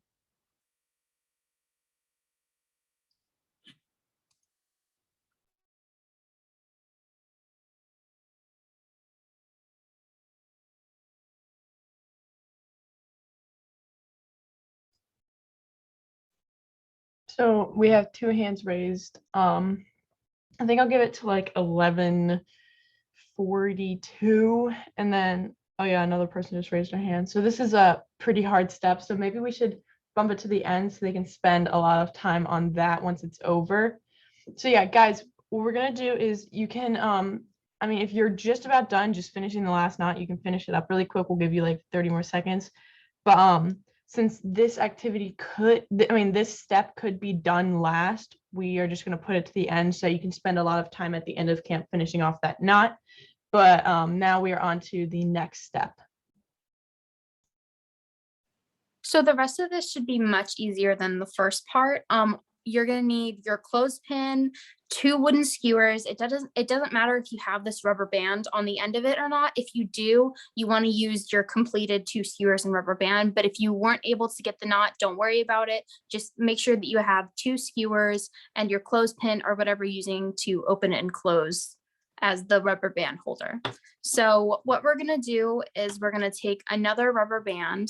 I'm using a super thin one, but it doesn't matter which kind of rubber band you use. You're just gonna use a rubber band, and you're gonna take your 2 wooden skewers and place them onto the back of the clothespin. Just, it doesn't matter which side, just a flat side of the clothespin, just like that, so that the wooden skewers are laying down flat and the clothespin, and they're laying down flat on the clothespin.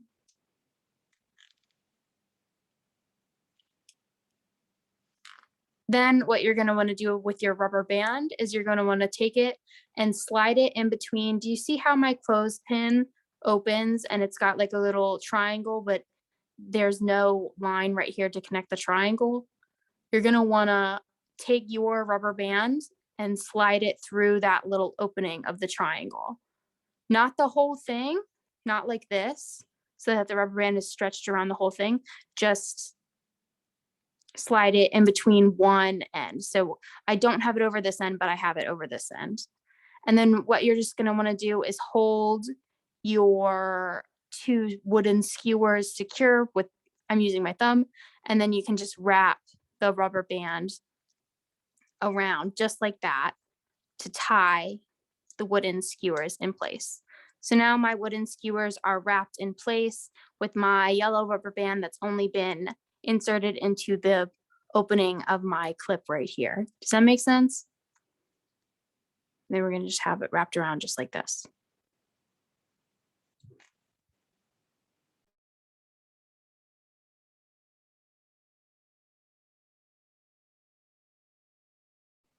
Again, just let me know if you guys need help with this or like me to redo it, because I can definitely redo it. I'm just going to add a few more just so that it's a little bit tighter, a few more loops going around. Okay. And then the next step, what you want to do is we're going to take our scissors and our 3rd and final wooden skewer. And what we're going to do is just make a few little small segments. I'm only going to make 2, but I think that's the most that you should work into here, but you can make 1 to 2 little wooden segments. And what you want to do is just kind of score the skewer with your scissors a little bit, and make sure that you're wearing your safety goggles and that you have a parent around, just so that nothing goes wrong when you're using the scissors. And you're just going to want to score the wooden skewer until you get a little, can you see that little knot right there? Yeah. Yeah. So what you're going to want to do is just break it, and then it should break off into little pieces. So I'm just going to cut 2 little pieces like that.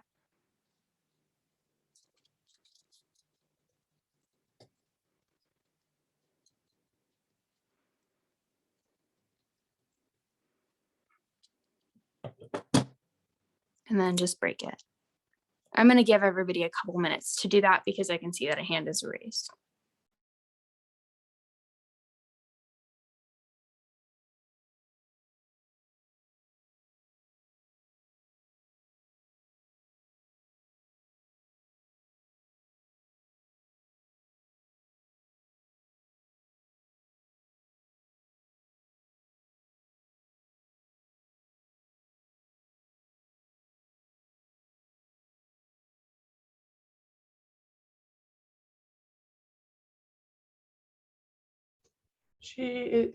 Emily is asking, how long are the little skewer pieces? So the skewer pieces, they are about 1 inch long, but what we're going to do after everybody gets their skewer pieces cut is we're just going to work them into this little rubber band right here, just to open these 2 skewers like this, so that we have a place for the paper airplane to go. So they shouldn't be any longer than your clothespin. So my clothespin is about 2 inches long, so I just cut 2 1-inch pieces, but they shouldn't be any longer than your clothespin in total.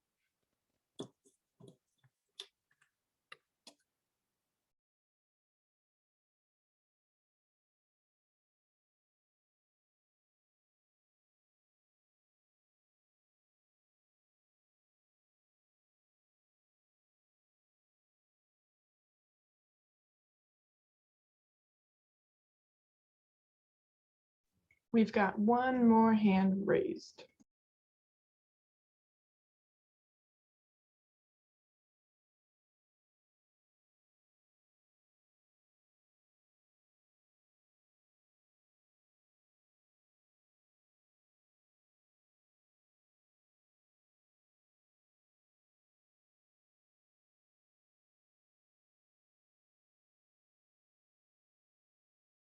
Would anybody like me to re-demonstrate anything, or are you just working on cutting the little skewers?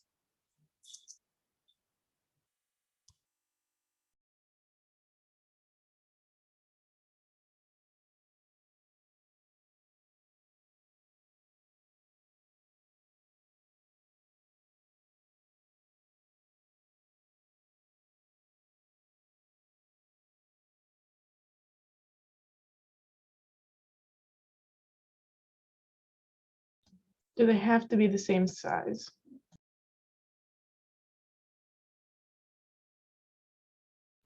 It's up to you, I think. It's however you think the this little attachment thing will stay open best. Hold on, I've done two. Oh. Sorry, I just went away. Can you see my screen again? Yep. Okay, so I've done two. I've done this one that only has one wooden skewer piece going through it, and that worked well. But then this one is also finished and it has two. So the purpose of these wooden skewers is just to separate the like launch pad almost, I guess, so that we can stick a paper airplane in between these two wooden skewers. So they don't have to be the same size. It's okay if they're a little bit different in size.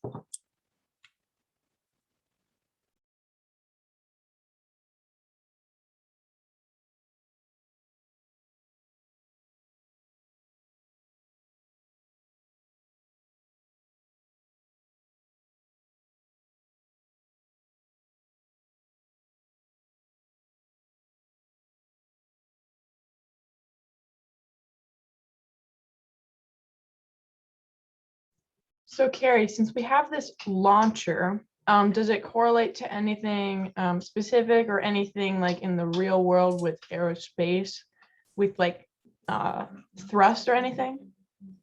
Yeah, so basically your launcher is taking the place of, what you'd have, like, let's say an engine on board an aircraft. What immediately came to mind was something like, hey, if you're on an aircraft carrier, so you're a fighter jet getting ready to take off on a ship that you're going to launch off of the ship and take flight.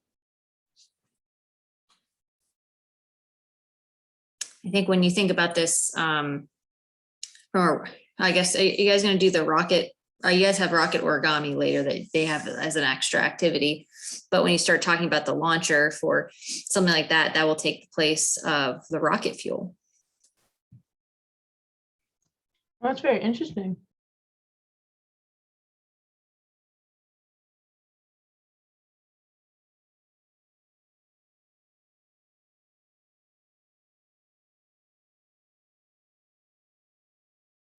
So right after this activity, we are going to be talking to a girl in college who is in aerospace, and her name is, where is it? Well, her name is Erica Mayer, and she goes to the University of Maryland. She is also in SWE, and she is currently working on getting her major in aerospace engineering. And so she's in her third year at the University of Maryland studying aerospace engineering, and she is super passionate about aerospace because she loves learning about the physics of aerodynamics. She hopes one day to use it to work on researching new renewable energy powered air transportation. That's pretty cool. And she is involved on campus in organizations such as the Society of Women Engineers, SWE, Engineers Without Borders, and Women in Aeronautics and Astronautics. In fact, she's the newly elected president of the Society of Women Engineers at the University of Maryland. I'm hoping that when I get to the University of Maryland, if I do, I want to be a part of the Society of Women Engineers. So that's really cool.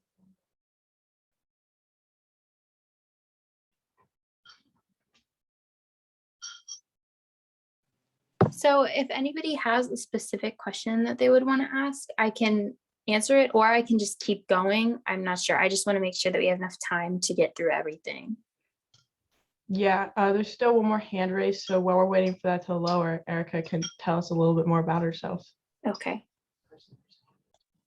Hi, thanks, Ruby. Yeah, I'm Erica, as Ruby said. I'm a rising junior at the University of Maryland. I would really like to get involved with the community of engineers, especially women in engineering, because it's hard and it's really nice to have a support system of people who think like you and can relate to you in a lot of different ways. So I'm currently working as a software engineer at a company called Jovian Concepts, where I'm working on web and app development, which I know is a little bit different from what you guys have heard today about all the kinds of aerospace stuff that you can do. But something really interesting about getting an education in aerospace is you learn a lot about software. I think Carrie had mentioned this earlier, that she had learned both software and hardware in her education. So I have a lot of experience in software, which has led me to where I'm working now. And yeah, I will be happy to answer any questions you guys have once you're done the activity. Yeah, it's really cool how again how you're in the Society of Women Engineers, because that's really all about women empowerment within engineering. And I just think at some point everyone should be joining that if they love engineering. So that's really cool. But I see that all the hands are lowered, so we can move on to the next step in the activity. Okay, so the next step, you're gonna need your third and final rubber band. I'm using another thin one, and you're just gonna secure the mouth of the clothespin. I don't know what your clothespins look like, but mine have this little hole right here, and that's where the rubber band that we are pulling back right here is gonna go. So we want to place this second rubber band around the entire clothespin skewer attachment. So with the first rubber band, we only put it through this little opening right here, but with this rubber band, we're going to put it through the entire clothespin attachment. So we're just going to wrap it around. As you can see, it's covering the skewers, it's covering the entire clothespin, and you want to keep it about like a half an inch away from your little launch opening and closing. So I'm just going to wrap it around just like I did the first one. So once that's secured, we can move on to the next step.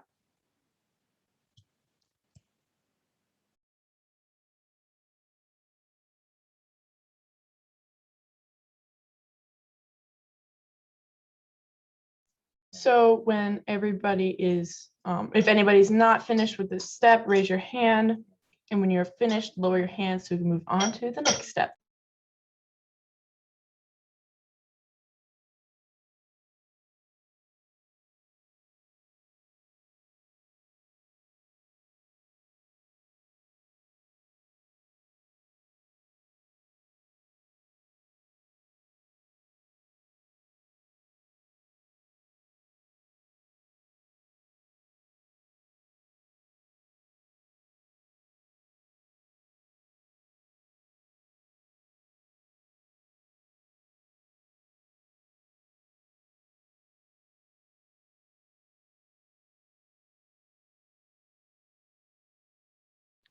Is there something specific that you want me to redo? Because I can rewrap this rubber band and talk you through it again.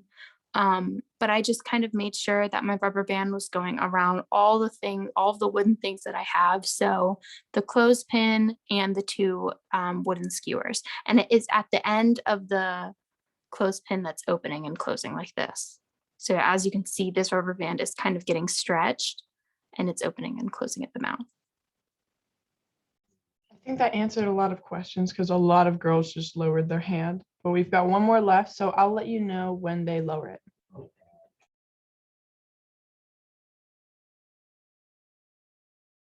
But yeah, while this girl is finishing her step, I thought it looked really helpful holding it close to the camera if you want to do that again for a quick sec.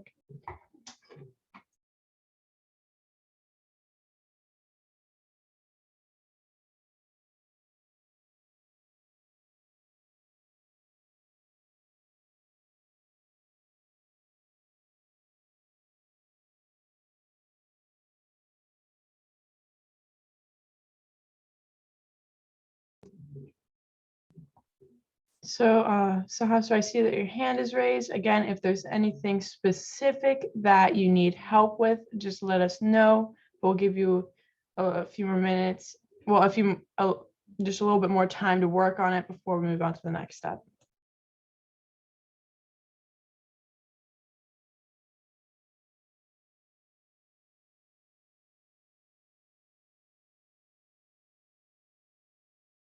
Yep, I can redo it. So I'm just gonna take it off. All the girls that have it done, just, you can leave it on, but I'm gonna take mine off just to redo it. So I've got my yellow rubber band down here, and then I'm gonna put my blue rubber band up here at the mouth of the clothespin where it opens and closes. So I'm just gonna stretch my rubber band open, put it onto the part just about a half an inch away from the opening mouth of the clothespin where it opens and closes. And I'm gonna wrap the rubber band around all the attachments on my launcher. So these two wooden skewers, the top part of the clothespin and the bottom part of the clothespin. So there should be no part of the clothespin that isn't being touched by this blue rubber band.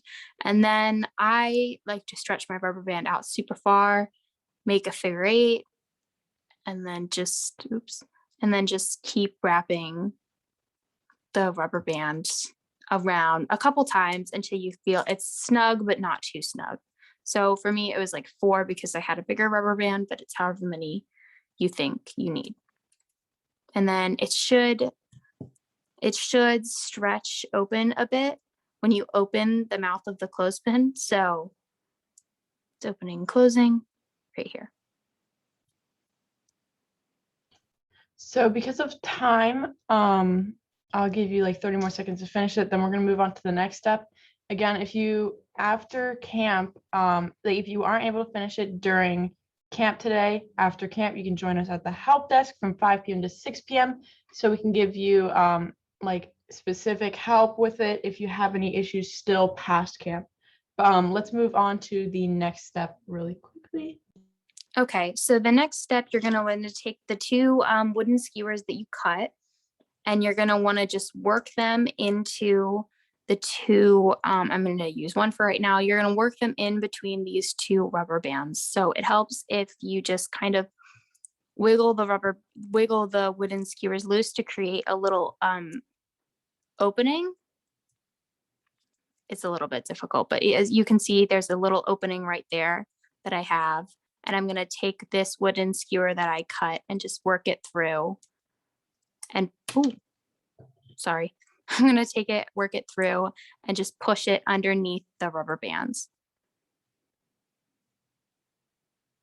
So that's what it's gonna look like once you've fully worked it under the 2 rubber bands. And then I'm going to demonstrate it again just with the top rubber band. It's no different. You're just going to want to create a little gap and push the rubber band, the wooden skewer piece underneath the wrapped rubber bands, and just push it down so that you can create these wooden skewer pieces, create a nice gap here so that you can stick your paper airplane through and make a launcher. And then that is the final step in making the launcher. It's all done. All you have to do now is pull your rubber band back to create the like launch pad almost, and then stick your paper airplane through and let it fly. Thanks for explaining that. That was really helpful. Now, again, if you guys aren't finished with your activity, you can do it right after the camp and add this to your challenges for the evening. And if you have any issues in doing the challenges, you can join us at the help desk from 5 to 6 p.m. tonight, Eastern Standard Time. But let's move on to Erica's presentation. Hi guys, I'm back. So Ruby had talked a little bit about Society of Women Engineers. And I saw that Carrie said that she was also a part of it, which is awesome. If you're not familiar, which I'm sure a lot of you aren't, Society of Women Engineers is basically an organization that is to support any professional or collegiate women in engineering. So I am currently the president of the University of Maryland chapter. of Society of Women Engineers.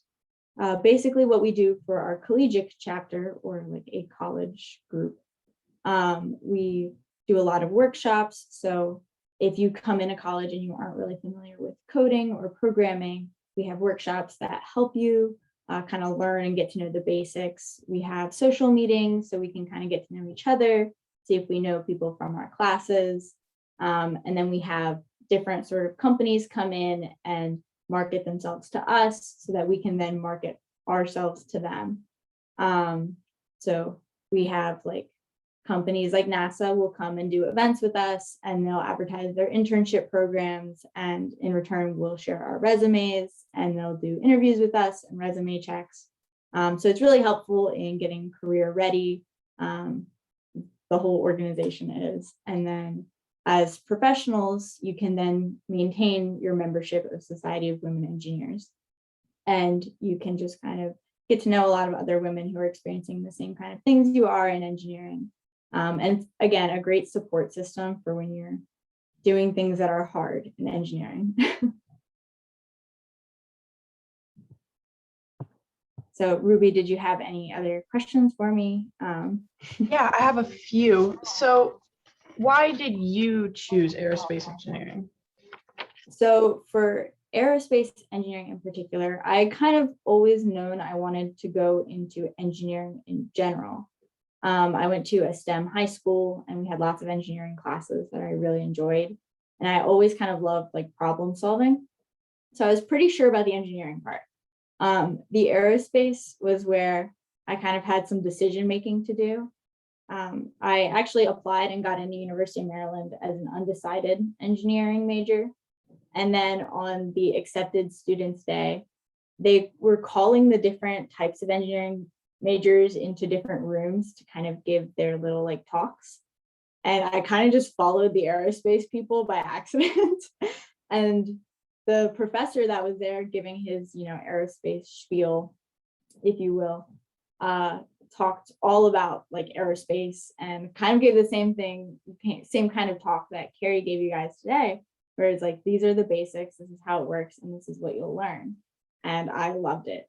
So right after that, I went online and I switched from undecided to aerospace, and I'm still studying it 2 years later.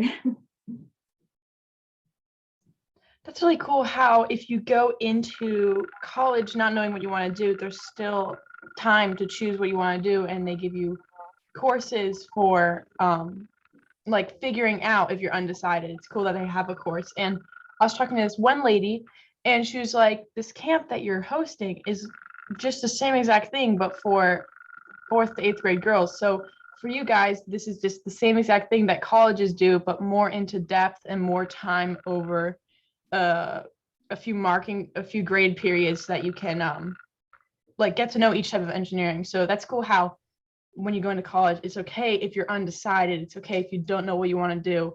As long as you take this engineering course, I think you need to take it in order to get into the engineering. Is that right? Or like, is that your starter class no matter what? Well, at University of Maryland, at least, if you're undecided, which you can go in undecided, but I don't think that's a very common thing to do, but it's still, I think, a great option if you're literally undecided.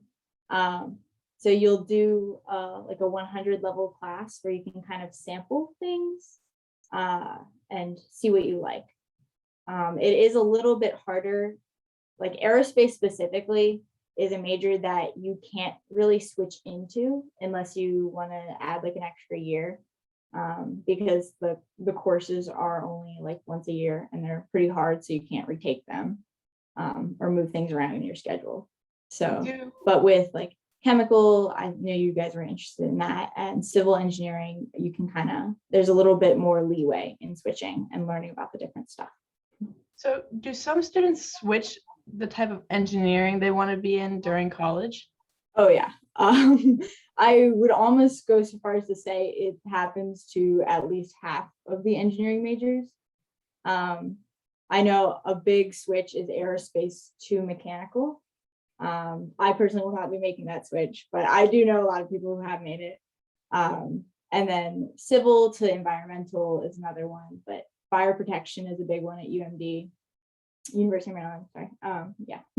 Yeah, I saw the fire protection one when on Maryland Day when I was touring it, and I was looking at it, I was like, maybe if I don't go into chemical engineering, I may want to do fire science because that looked really neat. We literally saw a fire tornado, and I was like, oh, and testing out different like smoke detectors and stuff using fire. I just thought that was pretty cool. So if you don't know what you want to do, or if you end up switching, that's normal. Don't feel like that you guys need to be decided right now. Like there's some people that are, but for those of you who aren't, don't be scared. You've got some time. You've got some time. But another question for you is, if you had to say one thing to a future aerospace or aeronautical engineer, what would you tell them? This might be an unpopular opinion, but I think something a lot of people are deterred from engineering, so they're kind of scared of engineering because they aren't like exceptional at math or they aren't exceptional at science. I was not like math was not my number one skill set when I'm going into college, but you learn new things. So just because you aren't like an immediate math whiz, don't let that scare you. Like if you know you want to be an engineer, you will improve and you will get better. It also kind of really ties into what Carrie said of like, you're not going to be good at everything. You will fail at things, and that's part of it. I actually, like my first semester of college, I did not pass Calc 2. And I ended up having to retake it the next semester. And that was really hard for me at the time to like accept because I had never been bad at that kind of thing before.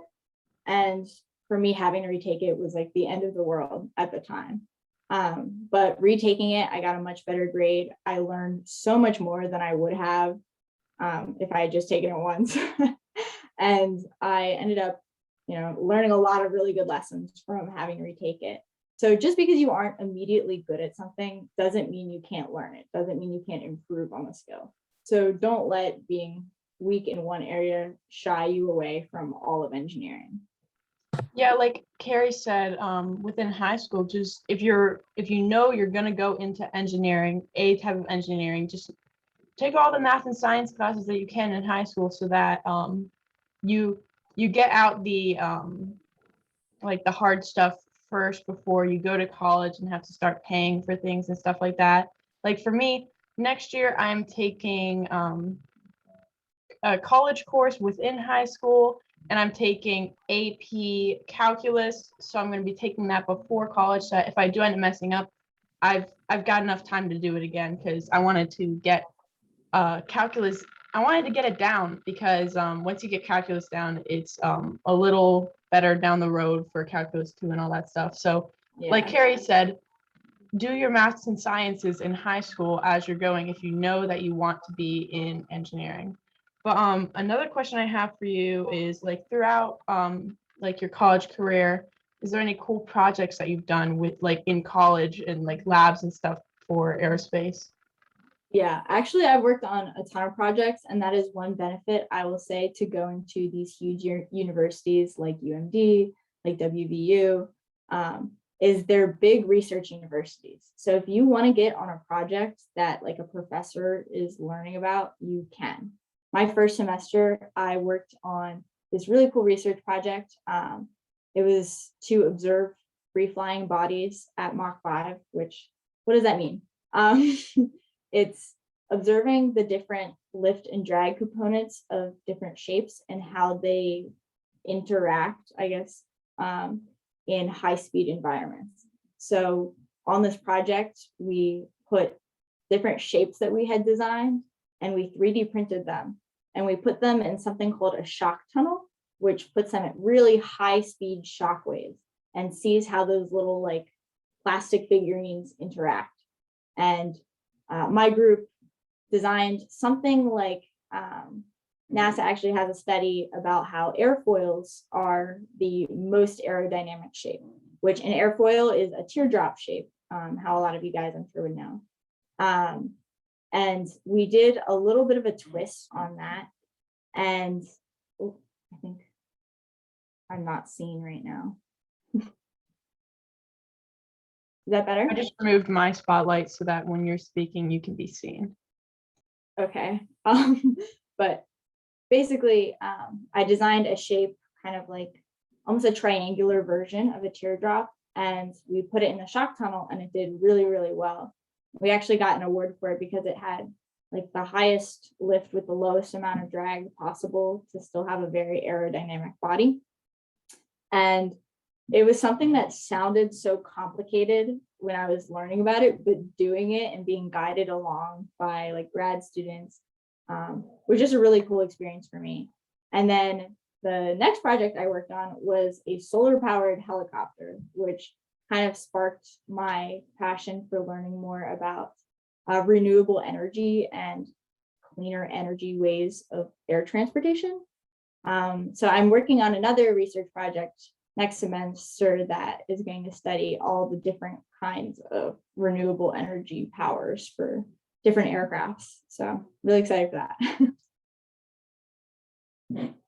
So when you tested out that airdrop, was it, I think when I went to look at the college, did they have like a whole wind tunnel or like Yes. underwater testing where they do with like air stuff to see what type of thing it does, where you test out different aerodynamics? Yeah. So that's something, again, I'm really hyping up UMB right now, but they have some really awesome labs that as aerospace students, we kind of get like free reign to use on any projects we're on. So we have an underwater testing lab to test out like low gravity kind of simulations. And then we also have, I think it's the largest wind tunnel. I don't really know what our catch line for that is, but we're known for our wind tunnel for different sort of test projects, and they're always using it to test out aircrafts for how they behave in high wind environments. And then the shock tunnel is something a little bit different, but same idea. Oh, gotcha. That's cool though. Even though I don't want to be in that field specifically, it's still cool just looking at all the things and just don't like within college or just like within your career, don't you learn a little bit about each of the engineerings to kind of help you out with it? Like how I think Carrie said that she learned a little bit of electrical engineering to help out with one of her projects. You just kind of learn it on the way to get help with it. Oh yeah, absolutely. I think even aerospace is one of the more integrated types of engineering because you learn like all different kinds of skill sets. So like I said, right now I'm actually working as a software engineer, and I signed a contract with a company after I graduate to work as a systems engineer. So you're really learning all different kinds of things through college. Like the degree, even no matter what kind of engineering you're doing, the degree that you get is so like versatile. You're still having to take chemistry as an aerospace student. You're still having to take physics as a chemical engineer. You're still having to take electronics as any kind of engineering student. Those will kind of vary college to college, but you are still getting a very full lens of all the different types of engineering that you could be doing, regardless of what specific focus you're in. That's a cool point. I mean, 2 months ago, I don't think I'd ever think that any of them mixed together. I thought they were each their own separate little thing. Throughout doing this camp and creating everything for this camp, I've learned so much about it, and it's just so great how like they all mix together and they all intertwine. It's just so cool. Yeah. Yeah, but thank you for chatting with us, and thank you for answering all these questions. It's been really inspiring and cool, and it's making me feel better about going into college. It's making me feel more comfortable with getting out there in the college world. But so thanks for presenting. Guys in the chat, say your favorite thing about Erica's presentation or something that helped you to think about your future a little bit. While we're doing that, let's go back to Caroline and she can quickly explain.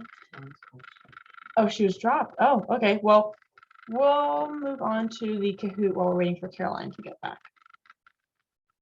So everybody either pull out, now I want to be an engineer. Yeah, I've known that I've been a really big STEM girl my entire life, and knowing that engineering was an option was really cool. And how as long as you know what you like in life, you can easily find an engineering that will match with it. So that's really cool. But let me pull up this Kahoot and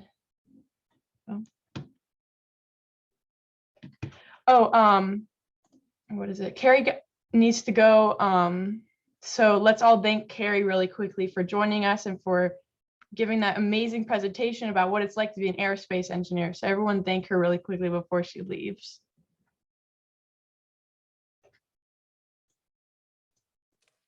Thank you for having me. Hope you guys had fun.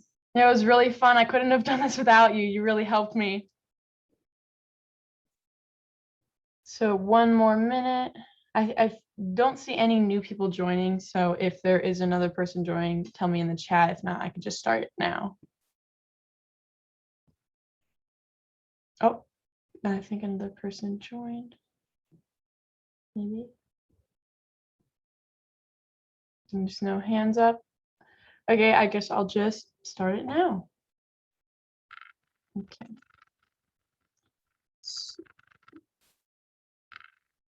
Day 3, aerospace/aeronautical engineering. What forces act on the aircraft in flight?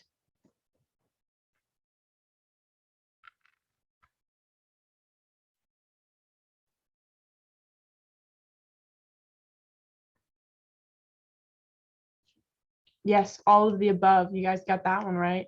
There's also weight that is a force that acts on the aircraft in flight, but it also acts on it not in flight, so it's always there. But lift, thrust, and drag happen only during flight. Got Gabby in the lead. What forces exist whether the aircraft is in motion or not, or like in flight or not? Carissa says, my grandpa lives in an air park and I am at their house right now. And since I've been sitting here, I have seen 3 planes and a helicopter take off. That's really cool. It's always cool seeing airplanes take off. I live near an airport and sometimes when I go near that road, I see a few airplanes. Arabella's in the lead. Okay, aeronautical engineers design blank. And remember, aeronauticals are the ones within the atmosphere. You got it, helicopters. Satellites are designed by aerospace engineers who also work with things that go out of the atmosphere. But helicopters stay within and they're within the atmosphere. So aeronautical. Arabella's still in the lead. Aeronautical and aerospace engineers use their specialized knowledge of blank to develop solutions.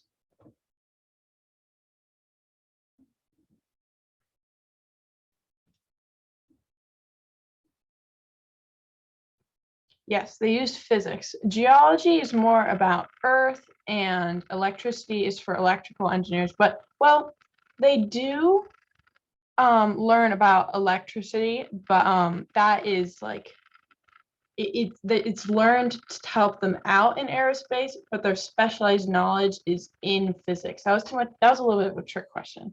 Should have changed that. But yeah, physics is the right answer. They use math and science, which is physics. Physics is a mixture between math and science. Physics works with things that are like in motion, like the laws of motion stuff. Aeronautical and aerospace engineers are a subset. Are they a subset of which of the core 4 engineerings? I'm not that very good at words at the moment. Jeez. Yes, they are a subset of mechanical engineering. Civil engineering has to do with buildings and structures, while mechanical is with mechanisms and big machines and stuff like that. For example, a power using machine or mechanism could be an airplane or an aircraft. So it branches off of mechanical engineering, but it's a more specialized towards aircrafts that are in and out of the atmosphere. Arabella is still in the lead. Which of these do not belong?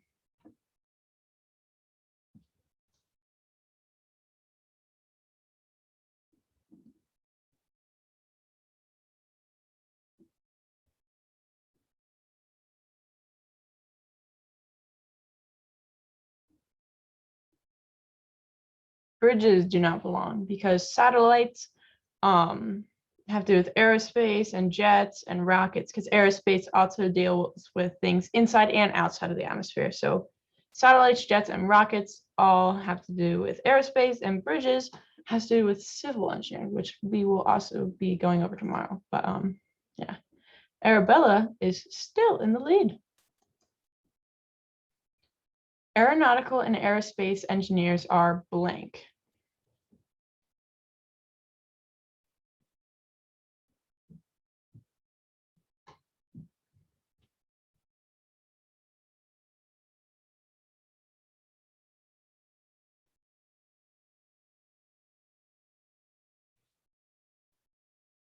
Yes, they are all of the above. They're creative, they're inventors, and they are problem solvers.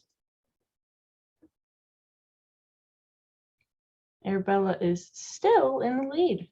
True or false? Aeronautical engineers design objects that fly outside of the atmosphere. Aeronautical objects outside. So is that true or false?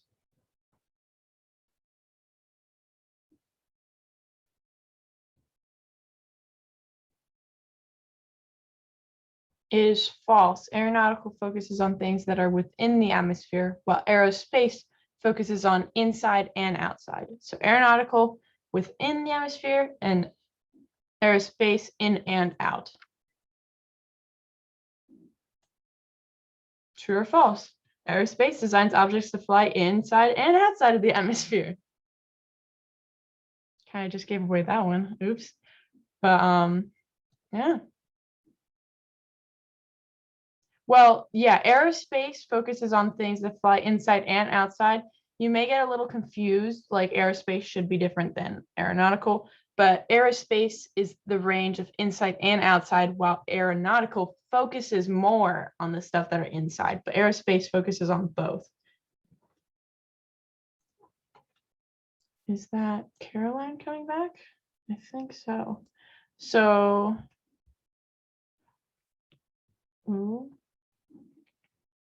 in first place, we've got Lawrence.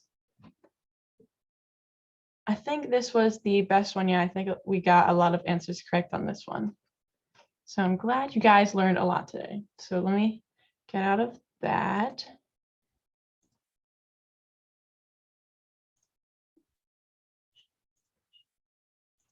So now let's introduce the challenge. So I'll put up the slide for the challenge really quick, and I will put Caroline on. I have to get going, but thanks so much for having me. You're doing a great job with this camp. Thank you so much. Everybody say thank you to Erica while she's leaving. And thank you for presenting. It really helped me feel more comfortable going to college, and I hope it helped everybody else that was here.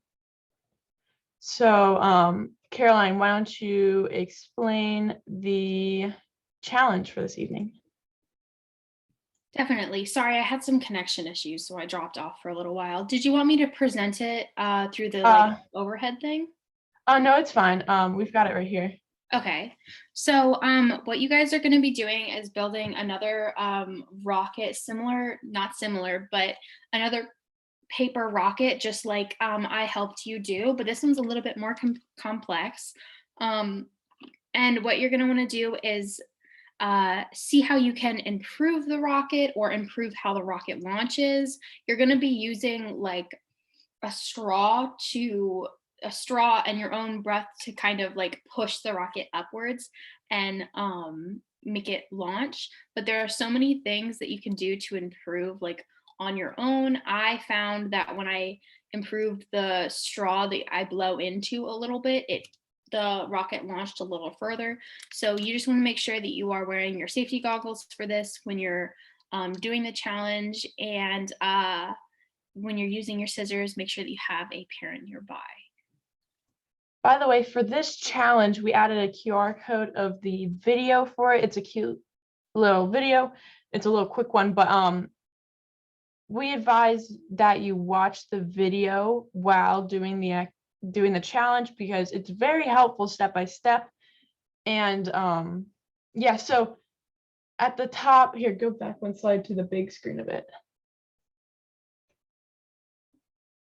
So as you can see here, it's like a little origami thing, and you bend the straw so that the smaller end is pointed upwards underneath the rocket to push air underneath the rocket and thrust it upwards. So you're the straw blowing at it is kind of acting like the fuel to push this rocket up.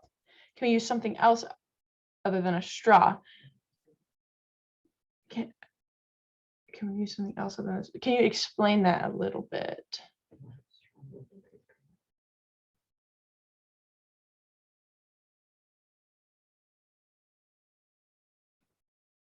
But yeah, you bend the straw and point it upwards underneath the piece of paper. You do not have straws. Well, you could roll up a piece of paper really tightly to make it into a straw, and you could do it that way. Like put if you were to bend the piece of paper, it would crimp it. So how about you try like you make the origami rocket and you have it at the edge of the table so you can go underneath it and blow up at it at the edge of the table. So you can roll up a really, really tight straw and out of paper and tape it and then just blow from underneath. Do you have any juice box straws? You can use a straw from that one. Yeah, you could work, but it's a little thin, so you might not be able to get that much air out of it. But I think the paper straw will work. Just make it a big enough hole that you can blow a lot of air at, like really fast with a lot of force. So that would work. But yeah, I suggest watching the video. Yeah, that's what I'm looking for. Okay, so click the next page really quick. So that QR code is one video. And then we also have another one posted on the Facebook group. So there's two videos you can look at and this page to help you with the challenge. Now on to the final poll. Okay, so actually scratch that. Yeah, the QR code is wrong. Sorry about that. But there is a video in the Facebook group, so that one will work. It's in the guides in I think, well, day 3. Let's move on to the final poll to ask you guys how much you have learned today. And if you can't see the poll, you can just type your answer in the chat. A lot, a bit, not much, or nothing.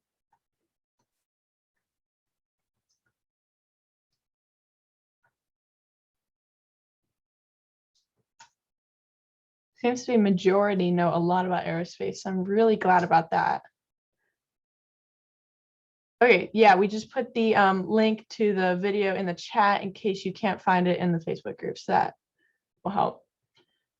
Okay, all of you have filled it out. Here are the results. We've got a lot of people know a lot, so that's really good. We've got some that know a bit and some that know not much. Again, we will be posting the recordings on the Facebook group if you ever want to watch them again. Or like if you want to learn anything about aerospace or aeronautical engineering, I feel like there's a bunch of articles out there. I may be finding a few and putting them on my website when I launch it. I've successfully created Emily Airlines. Nice. You should now try to figure out if you can have any passengers on your planes. So yeah, if you don't know enough about aerospace engineering, I will be posting the recording and the information that we went over today on the Facebook group so you can look at it more. So on to the prize wheel. Do the rockets have to be the same? Does the rocket have to be the same? Like the one in for the challenge, does it have to be the same? I mean, the design we gave you, like the rocket, it has like a little hole. Oh, let me turn on my camera. Then it was off. Like it had like the I do not have one in front of me. I made one earlier, but the way it is, it's folded. It has air pocket inside of it, so you can push the straw up, and the straw can blow air to push it up. So that's why we chose that design for it. So you can start with that one.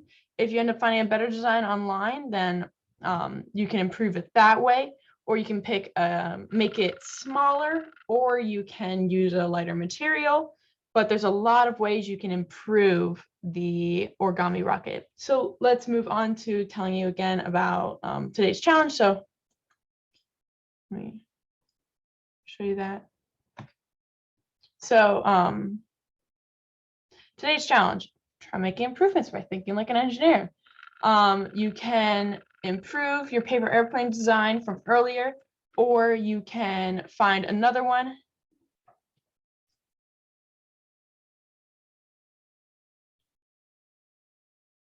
Did you already win a prize? Not sure, but yeah, we'll figure that out later. But paper airplane, you can either find a new design to improve it, but or you can improve the design we gave you, but try to see if you can improve it or find a better design, see which one launches longer. And then the airplane launcher, you can do some improvements like finding a tighter rubber band, or making the shaft of the launcher shorter, or you can do a few things, maybe even making the spacing between the two skewers wider. There's a bunch of different things you can do for it.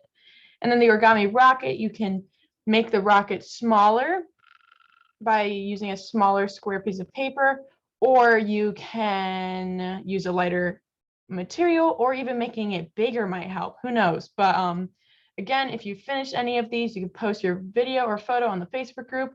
And if you have any issues with either the launcher, the paper airplane, or the origami rocket, you can see me at the help desk for any questions. Or if you want to show off your challenges or anything, you can come to the help desk at 5 to 6 p.m. Eastern Standard Time. The most interesting part of the day for me was the paper airplane launcher. It took me a while to figure out how it works, but when I did, I felt more knowledgeable. Same, airplane equals fast. So your today's little part of the pledge is solve like an engineer. Look for problems and see if you can find any solutions for them. Like say the vacuum broke, try to see if you can fix it or anything, or maybe even upgrade it. Who knows? But look around for problems and solutions around the world that you can help with, or improve, or anything, but solve like an engineer.